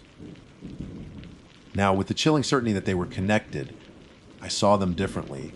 I pinned all 6 disappearance locations to the large topographical map of the Sierra that covered an entire wall of my office. Red pins for 1988, a single blue pin for Maya Lin. For an hour, I saw nothing but a random scattering of tragedy across a vast wilderness. It fit no logical pattern. The locations weren't clustered. They didn't fall along a single watershed or geological fault line. I was about to turn away in frustration when a different thought struck me. I had been thinking like a search and rescue operator, focusing on trailheads and probable paths. But what if the locations weren't important for where the victims started, but for what they pointed towards? My hands shaking slightly, I took a ruler and a pen. I drew a straight line between the first 2 points, Carmichael and the Carters. Then another line from the Carters to Vance, then to Jennings. The shape that emerged was nonsensical, a jagged, meaningless polygon. But my intuition screamed that I was missing something. I stepped back, my eyes tracing the lines, the pins, the sprawling green and brown of the map. The blue pin, Maya's location, was the outlier. It was further north than the others, isolated. What if it wasn't a sequence? What if it was a constellation? My gaze fell upon the central, most rugged part of the mapped area, a place of jagged peaks and deep, inaccessible canyons known to the old Paiute tribes as the place of sleeping giants. It was an area almost entirely devoid of official trails. On a hunch, I took the map tack for the 5th victim, Mark Jennings, and connected it not to another victim, but to the blue tack of Maya Lin, spanning the 37-year gap. The line sliced directly through the heart of the forbidding terrain. Then, I began to draw lines from the other 1988 victims, not to each other, but inward toward that central point. A cold dread washed over me as a terrifying symmetry began to emerge. The pins were not random. They formed the outer points of a vast, imperfect spiral, all slowly converging on that one blank space on the map, the place of sleeping giants. It was a pattern that had taken nearly 4 decades to reveal itself. This wasn't a series of attacks, it was a pilgrimage, a closing circle. My heart hammered against my ribs. I dug back into the file past the official reports, looking for the supplemental interviews and field notes. There, buried deep in the appendices, I found a name I'd glossed over before: Arthur Finch. He was the lead investigator back in '88, a seasoned ranger on the verge of retirement. His official reports were concise and professional, but his handwritten field notes told a different story. They were filled with frustrated scribbles, question marks, and one line, circled several times, that made the hair on my arms stand up like. Feels like the woods are holding their breath. Something older than the trees is out there. It's watching us. Finch had retired a year after the case went cold, moving out of state. Finding him would be my next step. He had been there, on the ground. He had felt the same wrongness that I now felt radiating from the files on my desk. The station was quiet now, the day shift long gone home. The only sounds were the hum of the lights and the frantic beating of my own heart. The archives, once a place of quiet contemplation, now felt suffocating, the rows of shelves like library stacks in a mausoleum. I stood up, stretching my stiff back, and walked to the window to stare out into the impenetrable darkness that pressed against the glass. Tap. The sound was soft, sharp. I froze. It came again, louder this time. Tap. Tap. It was coming from the window pane. My logical mind told me it was a branch, a pine cone falling from the roof. But there were no trees close enough to touch this window. With a deep, shuddering breath, I moved closer. My reflection was a pale, startled ghost against the blackness outside. I leaned in, trying to peer past my own image, and then I saw it. Perched on the narrow windowsill, silhouetted against the faint security light of the parking lot, was a raven. It was enormous, far larger than any I had ever seen in the park. Its feathers seemed to drink the light, a patch of absolute black in the night. But it was the eyes that held me captive. They weren't the simple, beady eyes of a bird. They glowed with a faint, red-orange luminescence, like the last embers of a dying fire. And they were fixed directly on me. It tilted its head, a slow, intelligent movement, and it tapped the glass again, a deliberate, resonant knock. It knew I was there. It knew I was watching. A wave of pure, primal terror washed over me, so potent it felt like ice water in my veins. This was not just a symbol left behind. It was an emissary, a sentinel. It was a message delivered in person. We see you. As suddenly as it appeared, it spread its massive wings, obscuring the window in shadow for a single beat, and then launched itself into the night, swallowed by the darkness from which it came. I was left gasping for air, my palm pressed flat against the cold glass. My entire investigation, my entire understanding of the world, irrevocably shattered. I was no longer the hunter. I was the one being watched. Sleep did not come that night. It couldn't. Every time I closed my eyes, I saw the impossible, ember-like glow of the raven's gaze, a sentient fire in the dark. The sterile hum of the archive's climate control system was no longer comforting. It was a low growl, failing to mask the phantom sound of tapping against glass. The station, my fortress of logic and fact, had been breached. Its walls felt thin, its windows like vulnerable, staring eyes. I spent the hours until dawn with a cold cup of coffee in my hand and a map of the Sierra spread before me, the spiral pattern of vortex threatening to pull me in. The entity I was hunting was no longer a passive force, a ghost in a file. It was aware. It was intelligent. And it had just knocked on my door. By sunrise, my terror had crystallized into a cold, hard resolve. I could not stay here, waiting for another sign, another feather, another disappearance. The thing in the forest had acknowledged me, and that meant the rules had changed. My first and only priority was to find Arthur Finch. The resources of the Forest Service, when properly leveraged, can be formidable. I spent the morning navigating a bureaucratic maze of personnel archives and public records databases. It was a different kind of tracking through digital footprints and paper trails left decades ago. Finally, after hours of painstaking work, I found him. Arthur Finch was not living in some sunny retirement community in Florida. He had retreated to a small, isolated town in the panhandle of Idaho, a place surrounded by a different, tamer forest. It was the address of a man trying to hide from the memory of tall trees. My hand trembled as I dialed the number. It rang 5 times, each one stretching into an eternity. I was about to hang up when a voice answered, gravelly and thick with dessous. "Yeah, am I speaking with Mr. Arthur Finch?" I asked, my voice betraying a slight tremor, a long, wary silence on the other end of the line. "Who's asking?" He said, his tone instantly guarded, suspicious. "My name is Ranger Clara Hayes. I work for the U.S. Forest Service at Sierra National Forest. I'm looking at the Vanishing 5 file from 1988. The silence that followed was so profound I thought he had hung up. I could hear his breathing, a faint, ragged sound. When he finally spoke, his voice was a choked whisper. "You shouldn't have called this number. You shouldn't have said that name. Or Mr. Finch, another person has gone missing." I pressed on, my voice low and urgent. "Photographer named Maya Lin. The scene was clean, no tracks, no struggle. And we found a feather. A sound that might have been a bitter laugh or a sob crackled through the phone. So it's woken up again," he said. "Not as a question, but as a statement of dreadful fact. I knew this day would come. I prayed it wouldn't be in my lifetime. Tell me what you know, Arthur." I pleaded. "Your notes, the ones you didn't put in the official report. You wrote that you felt something watching you. Felt it." He rasped, his voice rising with an ancient fear. "I saw it. Not all of it, thank God. Just pieces. Shapes in the periphery that didn't move right. Shadows that were too deep, that stretched and twisted when you weren't looking directly at them. And the silence, the way the entire forest would just go dead quiet, like every bird and insect was holding its breath in terror. That wasn't nature, Ranger. That was reverence, fear. What is it?" I asked, my knuckles white as I gripped the phone. The old ones, the Paiute who used to live there, they had stories. They wouldn't go into that part of the mountains, the place we call Ansel Adams now. They called it the territory of the Utu Ku'u.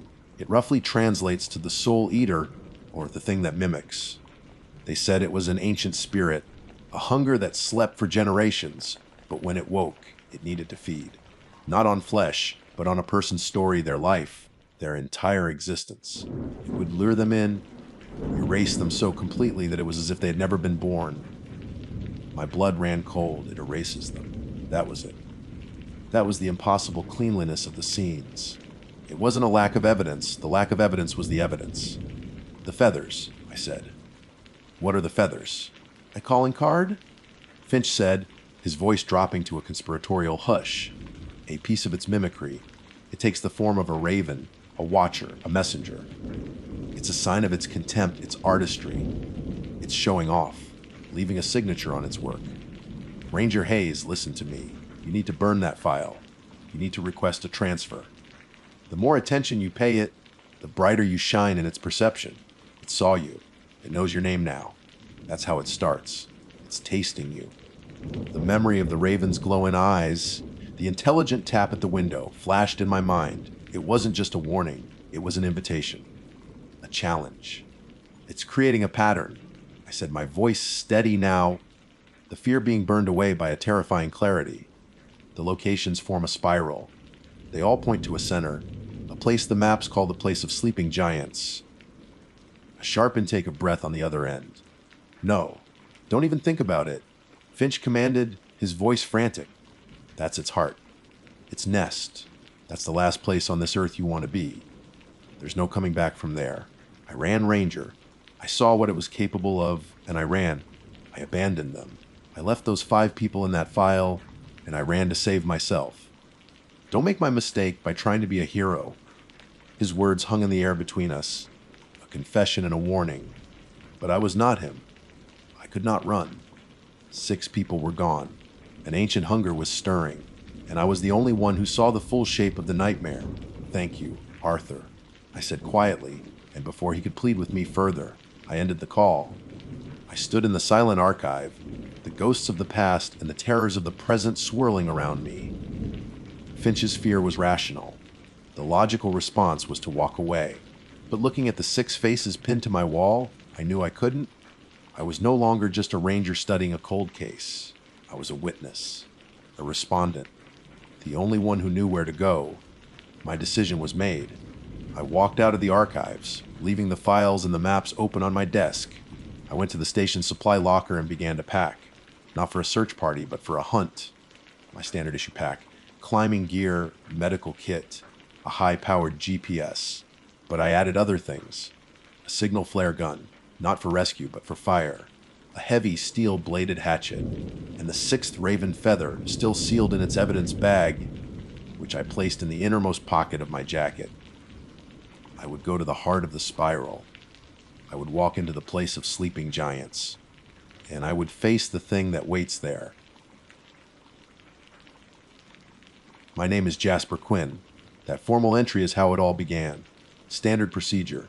You log everything, from the time you leave the station to the number of downed trees you clear from a trail.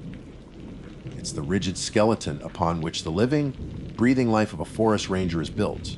It provides order to the chaos of the wild. Or at least, that's the idea. I was proud to write it.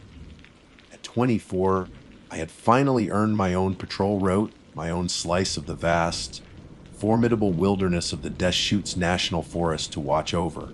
The feeling was a potent cocktail of surging pride and a low, humming tremor of anxiety. 3 days entirely on my own. It was the test, the true beginning. The first 5 miles were exactly what I had trained for. The air was crisp, scented with the sharp, clean perfume of ponderosa pine and the rich, damp smell of earth. Sunlight, golden and warm, streamed through the canopy in majestic shafts, illuminating dust motes that danced like tiny forest sprites. The only sounds were the rhythmic crunch of my boots on the gravelly trail, the cheerful chatter of a Steller's jay in the branches above, and the steady, reassuring beat of my own heart. I ran through my mental checklists, assessed the trail for erosion, watched for widowmakers, dead branches waiting to fall, and be prepared to offer assistance or directions to any hikers I might encounter. It was peaceful. It was perfect. The feeling of being watched started subtly. It began as a prickle on the back of my neck, the kind of ancient, instinctual alarm that makes a deer freeze in a meadow. I stopped, slowly scanning the dense walls of fir and pine that lined the trail. Nothing. Just the gentle sway of the branches in the breeze. I dismissed it as first solo patrol jitters, my mind playing tricks on me. I took a long drink from my canteen, the cool water a welcome shock, and pressed on. A few minutes later, a sharp snap from the undergrowth to my left. It was louder than a squirrel, heavier than a bird. My hand instinctively went to the canister of bear spray on my hip. I stood motionless for a full minute, listening. The forest had gone quiet. The jay was no longer chattering. The silence itself seemed to listen with me, heavy and expectant. Again, nothing emerged. A buck, maybe, I told myself, spooked by my approach. My heart rate slowly returned to normal, but the sense of calm I'd felt earlier was gone, replaced by a thin, sharp edge of unease. That's when I saw him. He was standing on the trail ahead, perhaps 50 yards away, where the path curved around a monolithic outcrop of volcanic rock. He hadn't been there a moment ago. I would have seen him. It was as if he had simply stepped out of the shadow of the rock itself. He was an older man, tall and gaunt, with a frame that seemed to be made of little more than sinew and bone. His clothes were strange, a heavy, dark wool jacket, and canvas trousers that looked decades out of style, more suited for a prospector from a bygone era than a modern-day hiker. As I drew closer, my training kicked in. I straightened up, put a professional, friendly smile on my face, and prepared my standard greeting. "Good afternoon, sir. Beautiful day for a hike. Everything all right?" He just looked at me. And that's when I saw his eyes. The prompt in my memory had described them as too pale. But that was an understatement. They were the color of a winter sky just before a blizzard. A flat, milky, almost white-gray, they were eyes devoid of depth, of warmth, of any recognizable human emotion, and he didn't blink.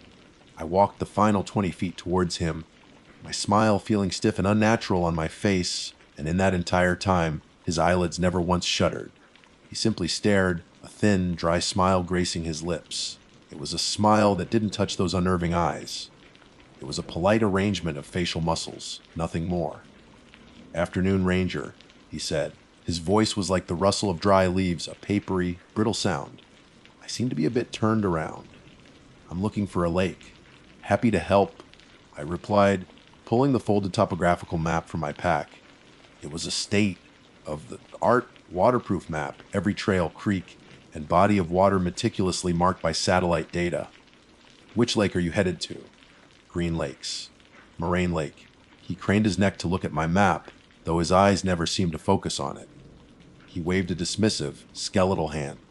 No, it wouldn't be on one of those. It's an older place. Some call it the Whispering Lake. I frowned, tracing my finger over the sector. "I've been studying these maps for months, sir. I've never heard of a Whispering Lake in this area." "Are you sure about the name?" His smile widened, a fraction of an inch. The skin on his face was like tanned leather stretched tight over a skull. "The name changes with the wind. The point is, the lake is expecting me." The words hung in the silent air between us. Expecting me. A cold dread, sharp and sudden, washed over me, far colder than the mountain air. It was the same feeling I'd had when the twig snapped, but magnified 100 times. The hair on my arms, on the back of my neck, stood rigidly on end. How could a lake expect someone? It was the wrong word, a deeply unsettling choice. "I don't understand." I stammered, my professional ranger persona crumbling. "Not many do," he whispered, his pale eyes locked on mine. "The forest remembers things the maps forget, Ranger. The trails choose who walks them." He leaned in slightly, and for a terrifying moment, I caught his scent, not of sweat or dirt, but of cold, damp stone and something else, something vaguely like decaying autumn leaves. He never asked for directions again. He simply nodded, a slow, deliberate motion. "I'll find my own way. It always calls to you in the end." Without another word, he turned and stepped off the trail, moving directly into the dense, pathless woods. He didn't push branches aside or stumble over roots. He moved with a silent, unnatural grace, as if the forest itself was parting for him. One moment he was there, a dark figure against the green, and the next, he had simply vanished. He didn't fade into the distance. He was just gone, swallowed by the trees. I stood there for a long time, my hand still resting on the bare spray, my heart hammering against my ribs. The silence he left behind was profound. The friendly chatter of the forest didn't return. There was only a low, almost inaudible hum, a vibration I felt more in the soles of my boots than I heard with my ears. I looked down at my high-tech map, a tool of logic and reason, and it suddenly felt like a child's toy, useless and naive. I raised my radio to my mouth, my thumb hovering over the transmit button. Report it. Report a disoriented hiker. But what would I say? That I met a man who doesn't blink, who talks to the forest, and who is expected by a lake that doesn't exist. They would think my first solo patrol had gotten the better of me. Putting the radio away, I took a deep, shaky breath and forced myself to move. I had a schedule to keep, a campsite to reach before dusk. But as I continued down the trail, deeper into the wilderness, I couldn't shake the image of those milky, unblinking eyes. And I couldn't shake the chilling feeling that I was no longer walking in a neutral forest, but in a place that had secrets, a place that remembered, a place that was watching me. Encounter with an unidentified elderly male hiker at approximately 15:30. Subject appeared disoriented, inquired about a whispering lake, not indicated on any official maps. Subject declined assistance and proceeded off trail into dense forest. No immediate danger observed, but subject's demeanor was unusual. Will proceed to designated campsite at Basin Creek. I tried to rationalize it. That was the only way to keep moving. The man was just a local eccentric, maybe a hermit living off grid who knew the woods in a way I didn't. People like that exist. They have their own names for places, their own paths. My job was not to psychoanalyze every strange person I met. My job was to patrol Sector 7, Bravo, check for fire hazards, and make camp before dusk. Procedure. The rigid skeleton. I clung to it like a prayer, but the forest wouldn't let me forget. The golden, benevolent light of the early afternoon had thinned, and the shadows cast by the ancient pines grew long and skeletal across the trail. The air, once crisp and clean, now felt heavy, charged with a static I could feel on my skin. The cheerful silence from before had been replaced by one that felt watchful and predatory. Every gust of wind through the branches sounded like a dry, rasping whisper, and I kept glancing over my shoulder, half expecting to see a pair of pale, unblinking eyes watching me from the gloom. The trail itself seemed to conspire against me. According to my map, I had less than 2 miles to go to the Basin Creek campsite. It was a well-marked path I'd hiked before in training. But now it felt alien. The landmark seemed subtly wrong. A familiar-looking cluster of rocks would be on the wrong side of the trail. A stream I should have crossed was nowhere in sight. I stopped and pulled out my compass, my heart sinking as the needle spun lazily for a moment before settling in a direction that felt completely, intuitively wrong. I trusted the compass. It was a tool of science, of irrefutable logic, but my own senses were screaming that I was being led astray. The old man's words echoed in my head, "The trails choose who walks them." I pushed on, my pace quickening with a rising sense of panic. That was when I heard it again. Not the wind. It was the low, vibrational hum I'd felt after the man vanished. But now it had a texture, a cadence. It was a whisper. So faint it was like trying to catch smoke.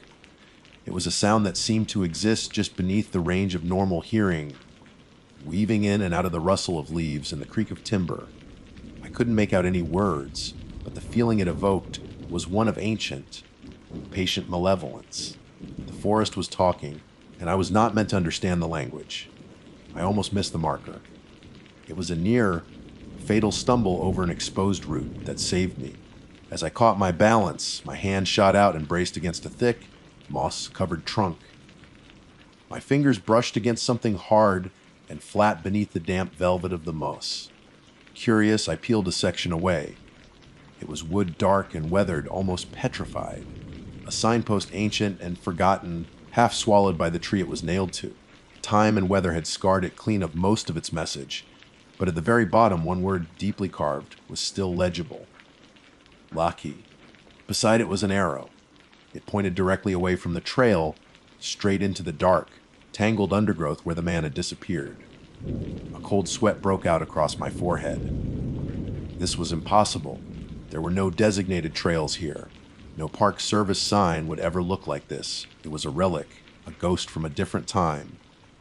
This was his trail, the trail to the lake that wasn't on my map, the lake that was expecting him. For a wild moment, I considered following it.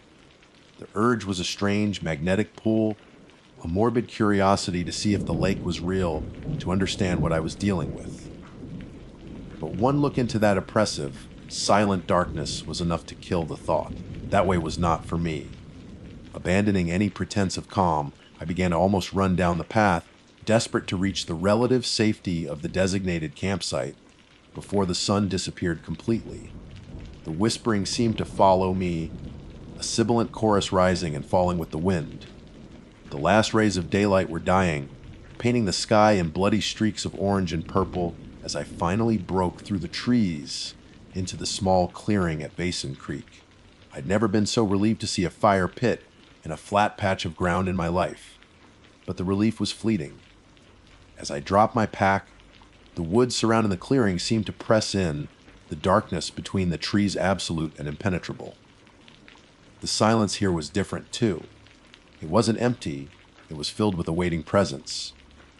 My hands trembled as I worked, my motions clumsy and inefficient. I fumbled with the poles of my tent, twice dropping the rain flake. I gathered firewood with frantic haste, piling it high in the stone ring. I needed a fire. I needed light. More than anything, I needed the primal comfort of the flame. When the fire finally roared to life, it pushed back the immediate darkness but created a new kind of terror. The flames cast huge, distorted shadows that writhed and danced at the edge of the clearing. Every tree became a lurking giant, every bush a crouching beast. The firelight played tricks on my eyes, and I kept seeing movement just at the periphery of my vision. A flitting shape, a flicker of motion that vanished whenever I turned to face it. And the whisper was closer. It was no longer a vague hum on the edge of my senses. It was clearer now, carried on the drafts of air pulled in by the fire.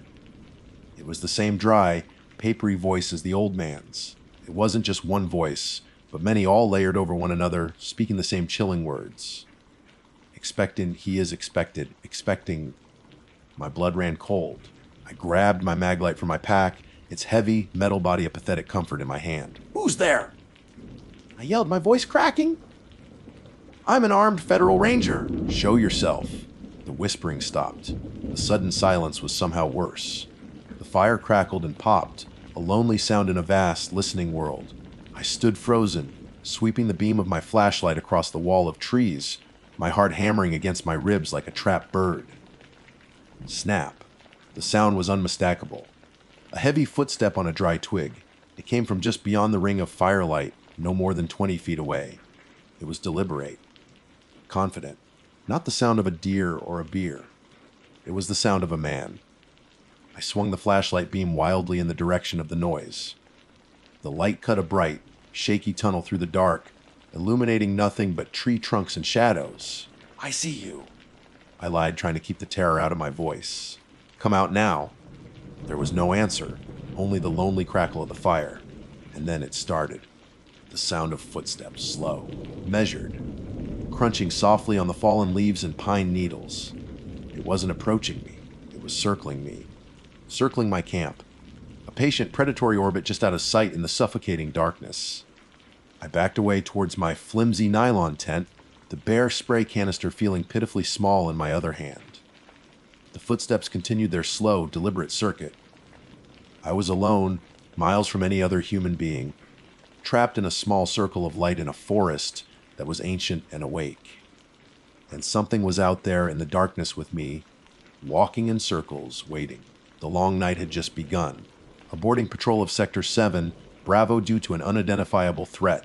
All campsite equipment lost. Requesting support for retrieval and area assessment. Requesting indefinite leave of absence. I will not be going back into that forest. Time became meaningless. The footsteps continued their unending circuit around my camp, a steady, torturous rhythm. With every crunch, My heart hammered against my ribs as if trying to break free. I pivoted slowly, my flashlight beam trembling, trying to pierce the specific patch of darkness where the sound originated, but I saw nothing but the twisted, monstrous shapes of the trees. The fire, my only shield, was beginning to die. The orange glow weakened, and the darkness crept closer. My circle of safety was shrinking. I threw the last of my firewood onto the embers. It flared up in a desperate, final blaze, revealing something that made my blood run cold. There, at the very edge of the light, where darkness and flame met, a figure stood. It wasn't the old man, or at least not just him. The figure was tall and gaunt as before, but now it looked translucent, like smoke in the night. His old clothes billowed as if in an unfelt wind, and most horrifyingly, his eyes were no longer just a cloudy gray. They now glowed with a faint, ethereal white, blue light like dead stars. And he was not alone. Behind him, in the deeper dark, other pairs of eyes floated. Countless identical, glowing orbs that did not blink. They stared at me from the gloom like an unseen pack of wolves. The whispering began again, but this time it wasn't all around me. It came directly from them, a chorus of dry, rustling voices joined in a single chilling harmony. The lake is waiting. It is time. Follow us. The old man's thin, dry smile stretched wider, revealing black, toothless gums. He slowly raised a skeletal arm, pointing in the direction where I had seen the old wooden sign. The direction of the non-existent lake. It doesn't hurt. Ranger. His voice sounded inside my head, not in my ears. It's a homecoming? You're tired, aren't you? Just follow. I felt a strange magnetic pull, as if an invisible cord had been tied to my soul and was reeling me into the darkness. The thought of surrender washed over me. To stop running, to stop being afraid, to just walk toward that white light and into the quiet. It was an alluring and utterly terrifying idea. I could see the lake in my mind's eye. Its surface is still and black as glass under a starless sky. A place of no pain, no fear, only waiting. An image of my mother's face flashed through my mind. My sister's laugh. The feel of the warm morning sun on my skin. Those memories were an anchor holding me to reality. They shattered the spell. The desire to live surged with a ferocity that eclipsed all fear. I screamed a raw sound of rage, terror, and defiance. I hurled my flashlight with all my might at the translucent figure. It passed straight through him without effect, landing with a soft thud in the darkness beyond. I turned and ran. I didn't think about my gear, my patrol log, or anything except getting away. I plunged into the darkness on the opposite side of the camp, scrambling down the path I had come from. I heard the pursuit behind me, no longer footsteps, but a rapid slithering and rustling, the sound of things moving swiftly through the underbrush. The whispers became a shrill, furious shriek. The wind through the trees turned into a horrifying wail. The entire forest was alive, and it wanted me. I ran for my life, adrenaline numbing the feel of branches scratching my face and arms. I didn't feel the pain in my ankle as it twisted. I ran on pure, primal instinct, my lungs burning, my heart pounding painfully in my chest. Every time I thought I might have gained some ground, a whisper would hiss right beside my ear, as if they were running alongside me, just out of sight in the tangible dark. You cannot escape, this is your home. I don't know how long I ran, hours, maybe only minutes. My world shrank to the frantic pounding of my feet and the desperate gasping for air. Then I noticed a change. A faint gray light began to bleed along the horizon. The absolute black was softening, the shapes of the trees becoming distinct. Dawn was coming. As the first light of day touched the forest floor, the whispers began to fade. The shrieking became a mournful sigh, and then, finally, silence. All that was left was the sound of my own ragged breathing. I didn't stop running until I tripped and fell onto something hard and cold. I looked up with blurred vision and saw two yellow lines stretching down an empty road. I had made it back to the highway. I was safe. I lay there for a long time, my body racked with tremors, my clothes in tatters, covered in scratches and blood. When the first truck came along that morning, the driver must have thought he'd found a bear mauling victim. They told me I was suffering from shock and hypothermia. I didn't speak for 2 full days. When I was finally able to give a statement, I haltingly told my supervisor everything. He listened patiently, his face unreadable. When I finished, he just sighed heavily and said, "Quinn, you've been through a lot. I think you were exhausted, disoriented." They didn't believe me. They wrote it off as a hallucination, a product of stress from my first solo patrol. A team they sent to retrieve my gear reported finding the campsite torn apart, consistent with a large bear. There was no other sign, no strange footprints, no ancient wooden post. Nothing. But I know what I saw, I know what I heard. Every night when I close my eyes, I still see those glowing white eyes in the dark. I still hear the whispers tempting me to return. I never patrolled again. I took a desk job in another state, as far away from the tall pines and long shadows of the Cascades as I could get. Sometimes on a quiet night when the wind is high, I swear I can still hear that dry, rustling whisper carried on the breeze. A reminder that something old and hungry lives in the wild places. Something that waits in the darkness, and that there is a lake, not on any map, and it is always, always waiting.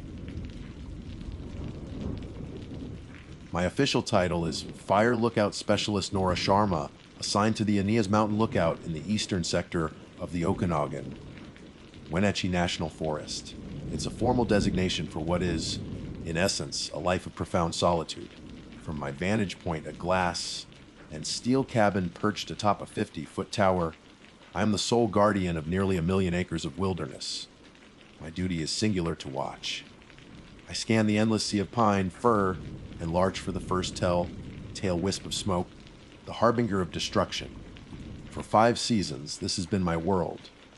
A world of sweeping vistas, stoic silence, and the predictable rhythms of nature. I have learned to read the language of the wind, the moods of the clouds, and the subtle shifts in the forest's emerald canopy. I believed I knew its every secret. I was wrong. The forest has its own sounds, a symphony I've come to cherish. The sigh of the wind through the lodgepole pines, the distant chatter of a Steller's jay, the rustle of a mule deer in the undergrowth. These are sounds of life, of a world in balance. They are my companions in the quiet hours. But 3 nights ago, a new sound intruded. It was an anomaly, a discordant note in the familiar composition. It began as a low, intermittent thrumming, so faint I initially dismissed it as an echo carried on the wind from the Colville Reservation miles to Theist, or perhaps the distant pulse of heavy machinery from a logging operation I wasn't aware of. I logged it in my daily report. Unidentified, low-frequency sound, likely atmospheric or distant industrial activity, and thought little more of it. Professionalism requires a logical mind. Panic is a luxury a lookout cannot afford. The wilderness preys on a frayed nerve. On the second night, the sound returned, and my easy explanations began to crumble. It was clearer this time, less an echo and more a direct transmission. A steady, deliberate beat, thump, thump, thump. It wasn't machinery, the rhythm was too organic, too primal. It wasn't thunder, the sky was a canopy of brilliant, indifferent stars. It was a drumming, and it was closer. My gaze drifted instinctively to the north, toward the jagged peaks that bordered the Pasayten wilderness. Nestled among them was a valley that appeared on no official map. It was a cartographical void, a blank space the old-timers at the ranger station spoke of with a mixture of reverence and caution. Some places are best left to their own memories. My supervisor, a grizzled veteran named Frank, had told me once his eyes distant. That valley up north, it doesn't like visitors. The sound was emanating from that valley. By the 3rd night, which was last night, the drumming was no longer a background noise. It was a presence. The rhythmic beat had a physical quality now, a deep, resonant vibration that seemed to travel not through the air, but through the very rock of the mountain. I could feel it in the soles of my boots, a faint tremor in the steel legs of my tower. The cadence was slow, like a colossal heartbeat. It felt ancient, hungry, and utterly devoid of any human or natural origin I could comprehend. The forest itself seemed to hold its breath. The usual nocturnal chorus, the owls, the coyotes, the insects, had fallen silent, replaced by this single, monstrous pulse that dominated the landscape. I spent hours behind my binoculars, my eyes straining into the impenetrable darkness of the unmapped valley. I saw nothing but the stark, moon-drenched silhouettes of the trees. Yet the sound was there, an invisible giant beating a skin, stretched drum just beyond my line of sight. Fear, cold and sharp, began to pierce the armor of my professional detachment. This was not a fire. This was not a lost hiker or an illegal camper. This was something else entirely, something for which my training had no protocol. My logbook from last night reflects my growing unease. The neat, precise script of the first entry had devolved into a shaky scrawl, Night 3. Drumming is significantly louder. Source localized to the unmapped northern valley. All local wildlife has ceased vocalization. The rhythm is consistent, approximately 40 beats per minute. It feels watchful. I didn't sleep. How could I? Every beat of that infernal drum was a reminder of my isolation, a countdown to something my mind refused to formulate. This morning, a natural stillness hangs over the forest. The air is thick, expectant. The drumming stopped with the first light of dawn, but its echo remains, imprinted on my psyche. I sit here now, with the sun climbing high in a placid blue sky, yet the dread of the coming night is a cold knot in my stomach. The sun offers no comfort.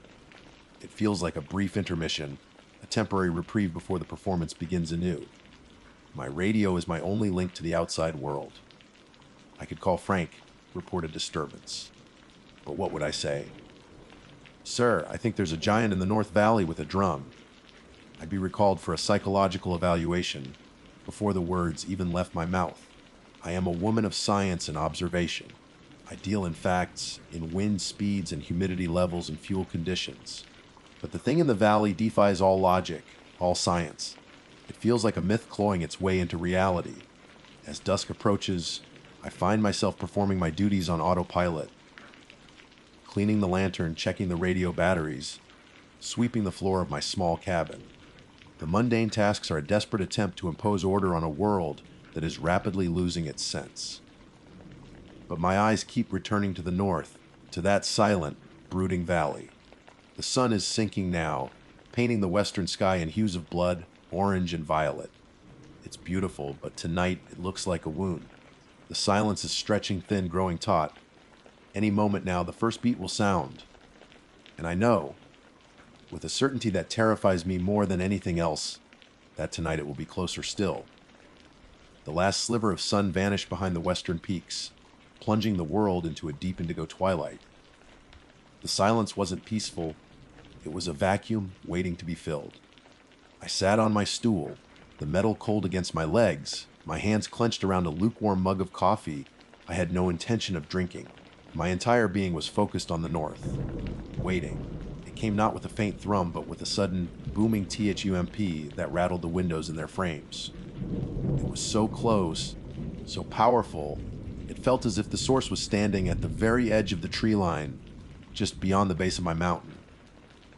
My heart hammered against my ribs, a frantic, terrified counter, rhythm to the monstrous beat outside. The drumming was different tonight.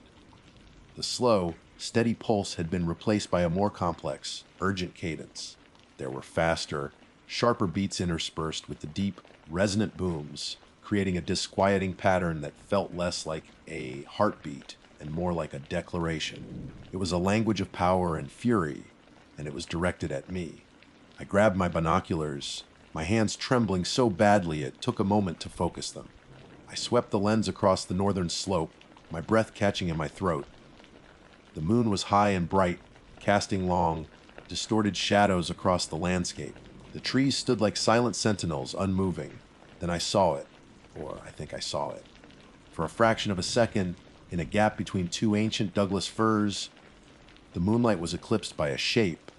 It was colossal, a moving piece of the night that was blacker than any shadow. It shifted with an unnatural fluidity, a bulk that should have been clumsy, but moved with a terrifying grace. It wasn't an animal. Animals are bound by the familiar laws of anatomy and movement. This was something else, a silhouette of impossibility. Before my brain could fully process the image, it was gone, swallowed by the forest once more. Panic, raw and unreasoning, finally broke through my professional discipline. I scrambled for the radio, my fingers fumbling with the handset. Aenea's lookout to Winthrop Station. Frank, come in. Over. Static answered, a hiss that sounded like a mocking whisper. Frank, this is Nora at Aenea's. I have a situation. Please respond. Over, I shouted, my voice cracking. The static warped, thickened. For a heart-stopping moment, it coalesced into a sound, a low, guttural rasp, like stones grinding together. It formed a word, or something that resembled a word, a phoneme from a language dead for millennia. The sound vibrated with ancient malice, a voice that had never known sunlight. Then it was gone, replaced by the deafening silence of a dead channel. The radio was useless. The wire to the world had been cut. I was utterly, completely alone. The drumming continued its relentless assault for what felt like an eternity, each beat a physical blow against my sanity. I retreated from the windows, curling up in the center of the room with my back against the central support column, my fire axe clutched to my chest. I didn't dare look outside again. To see that shape again would be to shatter what little composure I had left. Sometime before dawn, as the first hint of gray diluted the blackness of the sky, the drumming ceased as abruptly as it had begun. The silence that followed was worse.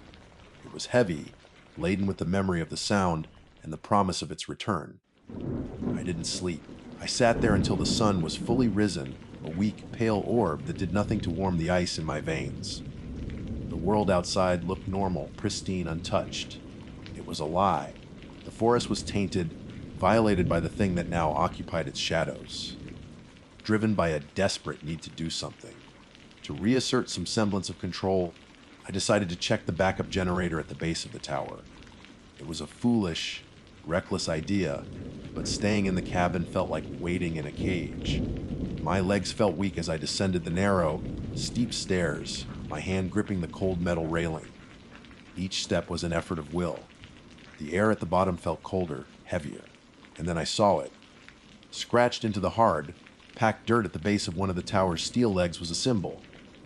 It was a large, crudely drawn spiral, bisected by a sharp, straight line. It pulsed with a kind of primitive energy, an icon of unknown meaning but clear intent.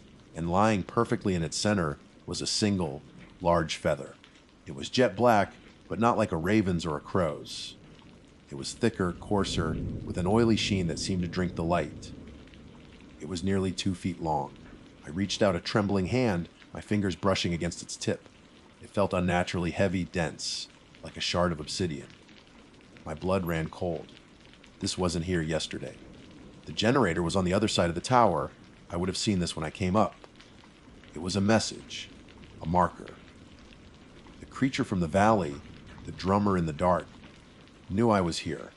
It had stood right here, in this very spot, while I cowered in my glass box 50 feet above. It was no longer just a sound in a distant valley. It was an active intelligence. It was watching me, and it had left me a calling card. I backed away slowly, my eyes locked on the disturbing symbol and its feathered offering.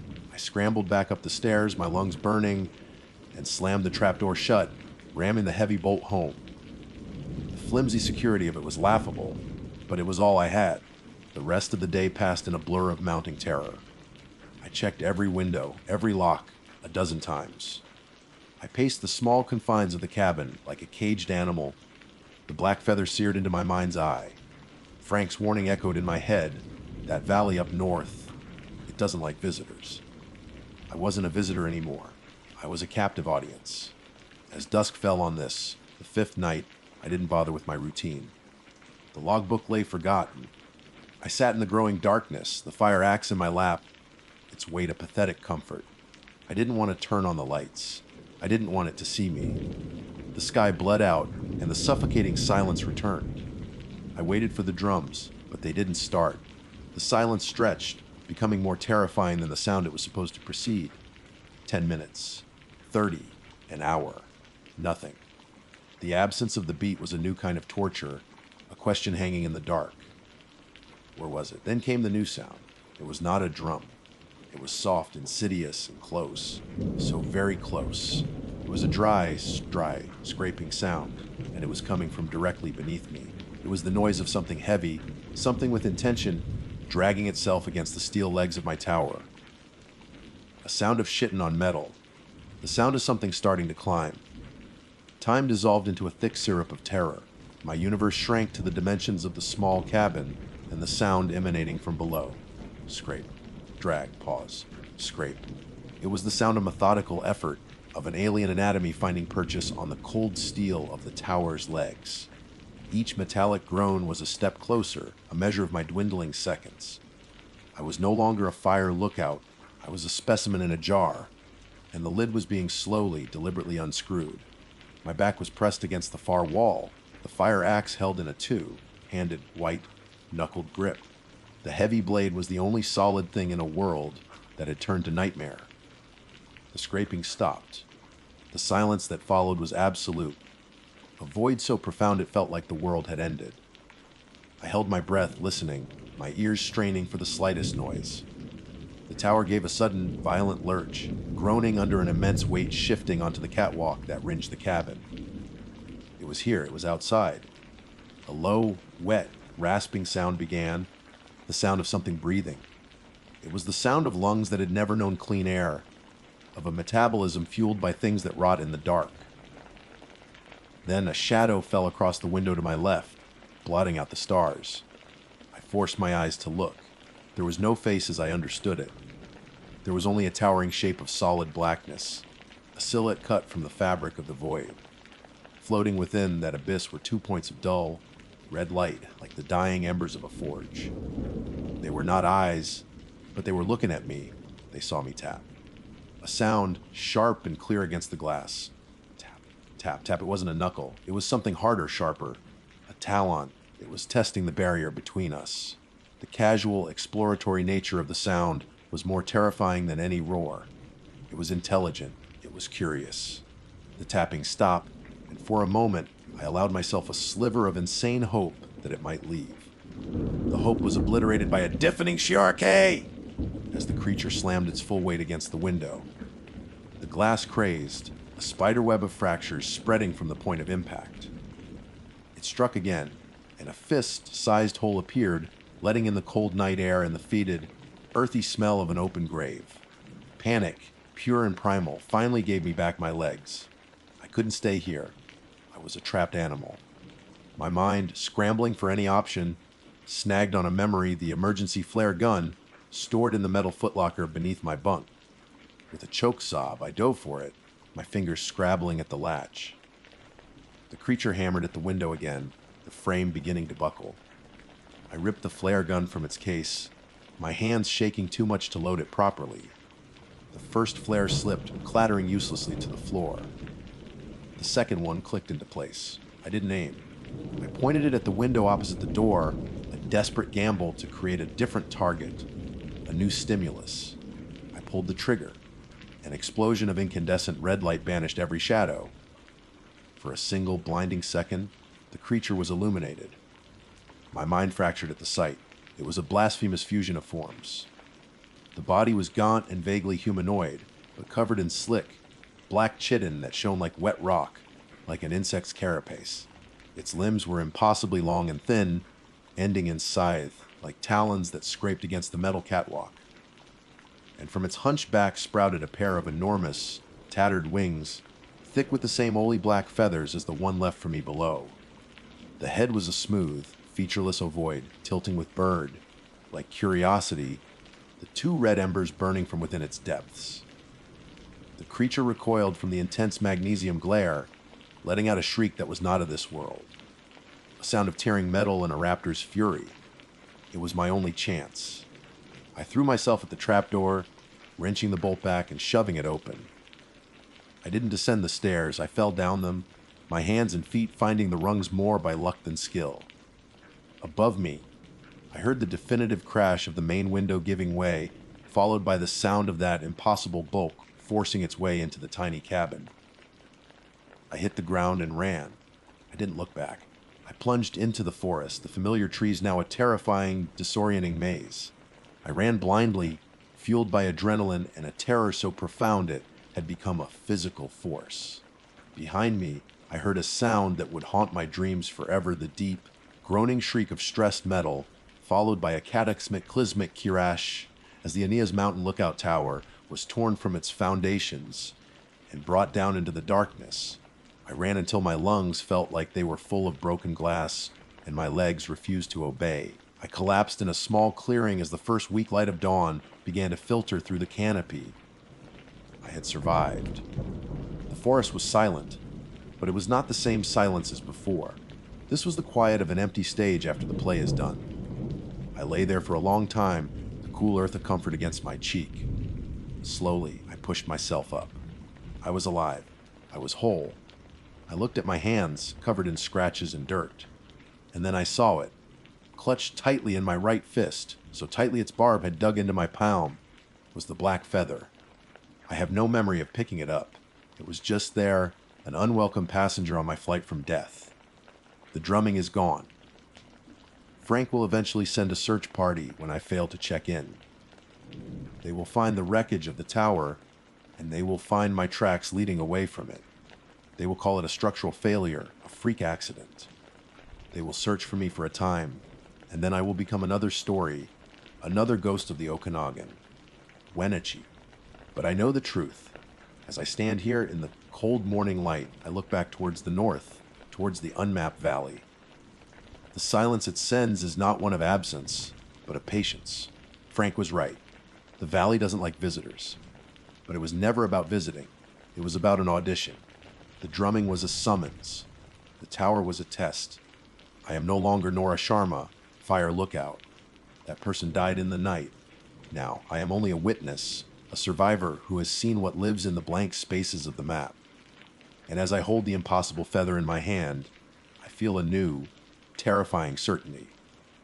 The drumming may have stopped for me, but it was only because it is now waiting for me to begin. My name is Finnegan O'Connell, but for the past decade, the mountains have simply known me as Finn.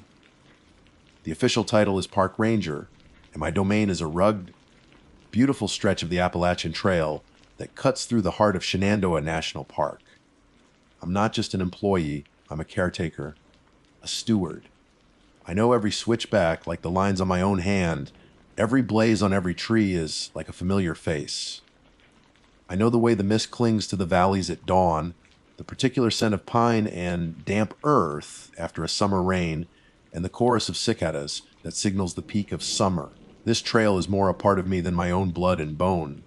It's a relationship built on sweat, solitude, and a deep, abiding respect. For 10 years, that relationship was a simple one. The trail had its moods, sometimes serene, sometimes violent in its storms, but it was always honest, predictable. Then, about 3 months ago, things began to change. The trail started keeping secrets. It began with the River Stone. I found it placed dead center on the path, just past Stony Man's summit. It was an anomaly. The area is all jagged granite and greenstone, sharp edges and rough textures. But this stone was a perfect oval, worn impossibly smooth and gray, the kind you'd only find after centuries tumbling in a fast-moving river. The nearest river, the Shenandoah, is a hard day's hike down in the valley. A hiker could have brought it up, I told myself. A pocket treasure, a keepsake accidentally dropped. I nudged it off the trail with the toe of my boot and thought nothing more of it. 2 weeks later, the moths appeared. I was clearing a fallen branch near Hawksbill Gap when I saw it. In a small clearing just off the path, a perfect circle, maybe 3 feet in diameter, had been laid out on the forest floor. It was made entirely of moths. Dozens of them, Luna moths mostly, their pale green wings like faded silk against the dark soil. They were all dead, but perfectly preserved, not a single wing torn. They were arranged with an unnerving precision, wingtip to wingtip. There were no footprints around the circle, no signs of disturbance, save for the thing itself. The air was still and heavy. I stood there for a long time, the silence of the woods pressing in on me. That night, I couldn't shake the image from my mind. It felt less like a discovery and more like a statement. It was the first time I felt a true, cold spike of unease. This wasn't natural. The gifts, as I started to call them in the privacy of my own head, grew more frequent and more personal. A hawk feather, stripped of all its barbs, leaving only the naked quill, stood planted upright in the dirt. A string of dried vertebrae from some small animal, maybe a squirrel or a rabbit, tied into a complex knot and hung from a low, hanging dogwood branch. Each item was placed where I couldn't miss it, directly in my path, waiting for me. I started to vary my routes, to change my timing, but it made no difference. The offering would always be there, as if the giver knew my every move. The feeling of being watched became a constant companion, a prickling sensation on the back of my neck that never quite went away. The familiar, comforting sounds of the forest began to sound like whispers just beyond the edge of hearing. Which brings me to this morning. The air was crisp, the sky a brilliant, cloudless blue. It was the kind of day that usually filled me with a sense of peace. But the peace is gone now, replaced by a knot of dread in my stomach. I was hiking the section near Dark Hollow Falls, the sound of the cascading water a dull roar in the distance. And then I saw it. It was small, so small that from a distance, I thought it was just a fallen leaf of an unusual color. But as I got closer, my steps slowed and my breath caught in my throat. Lying pristine on the dark, packed earth of the trail was a single moccasin. It was child-sized. My heart hammered against my ribs. I crouched down, my pack feeling suddenly immense on my back. This wasn't some cheap souvenir from a gift shop. The leather was a soft, supple deerskin, a warm shade of tan. It was freshly made. I could still smell the faint, woodsy scent of the tanning process. The stitching along the seams was tight and perfect, done by a skilled hand. A delicate, intricate pattern of dyed porcupine quills formed a small sunburst on the toe. It was a beautiful, functional piece of craftsmanship, and it looked brand new. It hadn't been exposed to the elements for more than a few hours. There was no mud on the sole, no scuff marks, no sign of wear at all. I scanned the woods around me, my eyes darting from tree to tree, searching the deep shadows between the trunks. The forest was silent, save for the distant waterfall and the pounding in my ears. There was nothing. No snapped twigs, no footprints other than my own, no sign of a child who might have lost their shoe. The sheer impossibility of it was suffocating. Who would be out here, in this remote section of the trail, with a child at this hour, and who would make a moccasin with such skill, only to leave it behind? I reached out a trembling hand and picked it up. It was light, almost weightless. As my fingers closed around the soft leather, a wave of profound, violating cold washed over me. It wasn't just a physical chill, it was a coldness of the soul. This wasn't lost, it was left, for me. The river stone was a curiosity. The circle of muths was a warning. But this was an invitation. It was intimate, personal. A declaration. Someone isn't just watching me anymore. Someone is leaving me gifts, each one more unsettling than the last, drawing me into a silent, terrifying conversation. And holding this tiny, perfectly made moccasin in my hand, I understood with chilling certainty that I was expected to respond. The trail I had known for a decade was gone. In its place was a hunting ground, and I was no longer sure if I was the observer or the prey. I didn't leave the moccasin on the trail. That felt like a concession, a sign of weakness. Instead, I carefully placed it in an evidence bag I carry in my pack. A habit from years of dealing with litter and the occasional poached artifact, and hiked back to my truck in a state of vigilant dread. Every rustle of leaves was a footstep, every shadow a lurking figure. The 2-mile hike back felt like 20. The familiar woods had transformed into a hostile, alien landscape. Back at the ranger station, I logged the find, my hand shaking as I wrote the description. One child's moccasin, handmade, deerskin, found on Dark Hollow Falls Trail. It looked so inadequate on the screen, a sterile, bureaucratic description for an object that felt saturated with malice. My supervisor, a man named George who's seen it all, and is impressed by none of it, looked at the moccasin through the plastic bag. He held it up to the fluorescent lights of the office, his expression a mixture of curiosity and mild annoyance. "That's a weird one, Finn," he said, his voice flat. "Probably a tourist. Some folks from one of the reservations up north, maybe, dropped it. George, it was placed there, I insisted, my voice tighter than I intended. It was perfect, clean. No one just drops something like that in the middle of the trail. I told him about the other things. The river stone, the circle of muths, the knotted vertebrae. I watched his face as I spoke, hoping for a flicker of understanding of shared concern. I got none. He just sighed, rubbing the back of his thick neck. Look, it's a big part. People do weird things, he said, setting the bag down on his desk with a sense of finality. Hippies making their earth art, kids playing games. Unless we get a report of a missing child, it's just a strange piece of lost and found. I'll stick it in the back. Don't let the woods spook you, son. You've been out there alone too long. His dismissal was worse than outright disbelief. It pushed me further into the isolation that had been growing around me.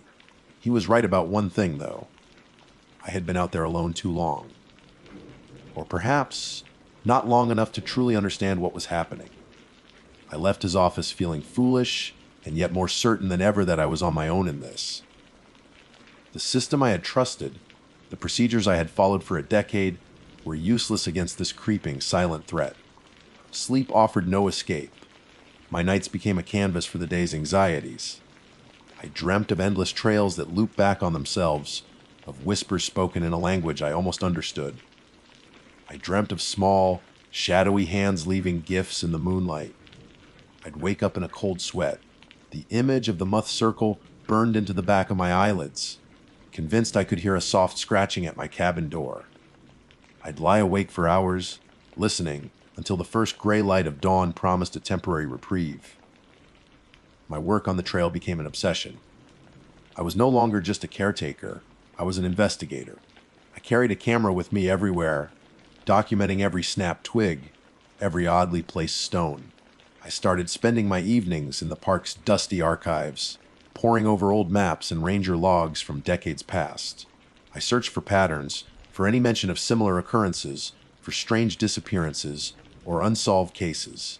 I found the usual stories: hikers who got lost and were found days later, dehydrated and confused, tragic accidents, the occasional suspected suicide. But nothing matched the deliberate, ritualistic nature of what I was experiencing. Nothing about a silent giver of gifts. One evening, deep in a box of uncatalogued papers from the 1930s, back when the park was first being established and families were being relocated from the mountains, I found something. It was a handwritten letter from a former resident, a woman protesting her family's removal from the land. Most of it was a plea to the government, but a hastily scrawled paragraph in the margin caught my eye. She wrote of the old ones, of the hollows, the ones who didn't live in houses and didn't speak with human tongues. She claimed they demanded tributes from those who passed through their territory. A pretty stone, a bird's feather, a piece of a catch. Failure to pay respect, she wrote, would invite their attention. And you never ever wanted their attention. It was dismissed in the official type summary as local superstition. I photographed the letter, a chill tracing a line down my spine. A week after I found the moccasin, the next gift appeared. It was the most audacious and terrifying one yet. I was checking a section of trail near Bearfence Mountain, a rocky scramble popular with more adventurous hikers. The gift was waiting for me at the very summit, placed on the flat surface of the main viewpoint. It was a bird's nest, but woven into the twigs and dried grass were strips of bright orange plastic. I felt the blood drain from my face. It was the flagging tape I used to mark trail maintenance spots. Entangled in the center of the nest, gleaming in the morning sun, was a small silver key. I knew the key instantly. It was the spare key to my government-issued truck, the one I kept on a magnetic holder tucked deep under the vehicle's frame. I had checked it just 2 days ago. I sprinted the entire way back to the trailhead, my lungs burning, my mind screaming. I threw myself on the gravel of the parking lot and reached under the chassis. The magnetic box was still there. But when I opened it, it was empty. Someone had not only been watching me on the trail, they had followed me back. They had been close enough to watch me, to learn my habits, to know where I kept my spare key. They had approached my truck, my one link to civilization, and had taken something. They had entered my space, violated it, and then had returned a piece of it to me, woven into a nest like some kind of grotesque trophy. That was when the real fear took root. This wasn't about the trail anymore. This wasn't about strange objects left in the woods. This was about me. The Watcher, the Giver, this silent entity from the woods, had crossed a line. It had stepped out of the ancient forest and into my modern world. The gifts were no longer just warnings or invitations. They were proof. Proof of my complete and utter vulnerability. And as I stood there in the empty parking lot, clutching a bird's nest with my own key in it, I felt a new, horrifying thought crystallize in my mind. What if the next gift is something I can't bear to lose? The drive back to my cabin was a blur of adrenaline and sheer terror. I locked the bird's nest and the key in the station's evidence locker, as if containing it behind metal could somehow contain the threat. It was a futile gesture. That night, for the first time in 10 years, I didn't stay in my isolated ranger cabin. I couldn't. The thought of those four walls, surrounded by an endless, watchful darkness, was unbearable. I checked into a cheap motel in the nearest town, the garish neon sign, and the rumbling of trucks on the highway a welcome. If flimsy, shield against the profound silence I had fled. Sleep was a series of frantic, disjointed nightmares. I was running through the woods, the sound of tiny footsteps just behind me, a child's laughter echoing through the trees, morphing into something ancient and predatory. I spent the next 2 days in a self-imposed exile, trying to rationalize, to find a logical explanation.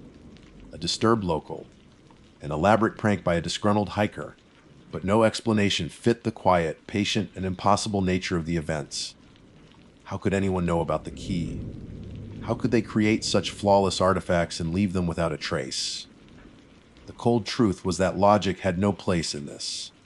George's words echoed in my head. Don't let the woods spook you, son. It wasn't the woods that spooked me. It was the realization that something was living in them that operated by a set of rules completely alien to my own. Fear is a fire. It can either forge you or consume you. By the third day, my terror began to cool into a hard, cold resolve. I was a ranger. This was my park. I would not be hunted out of it. I drove back to my cabin in the hard light of morning, the fear still a cold stone in my gut, but now accompanied by a grim determination. I was done reacting. It was time to act. My first step was to turn the Watcher's greatest weapon, its knowledge of me, against it. I bought 3 motion-activated trail cameras, the kind hunters use. I spent the afternoon placing them in strategic, hidden locations, one overlooking the spot where I found the moccasin, another aimed at the clearing where the muths had been arranged, and the last one, with a knot of dread, concealed in a pine tree facing the front door of my own cabin. The act of setting them up, of deploying my own form of surveillance, felt like a small victory, a reclaiming of control. Then I remembered the old woman's letter from the archives. Tributes. The word had seemed like folklore then, but now it felt like a potential key. Failure to pay respect would invite their attention. My actions so far, ignoring the stone, bagging the moccasin, locking away the key, were acts of disrespect. I had been playing the game.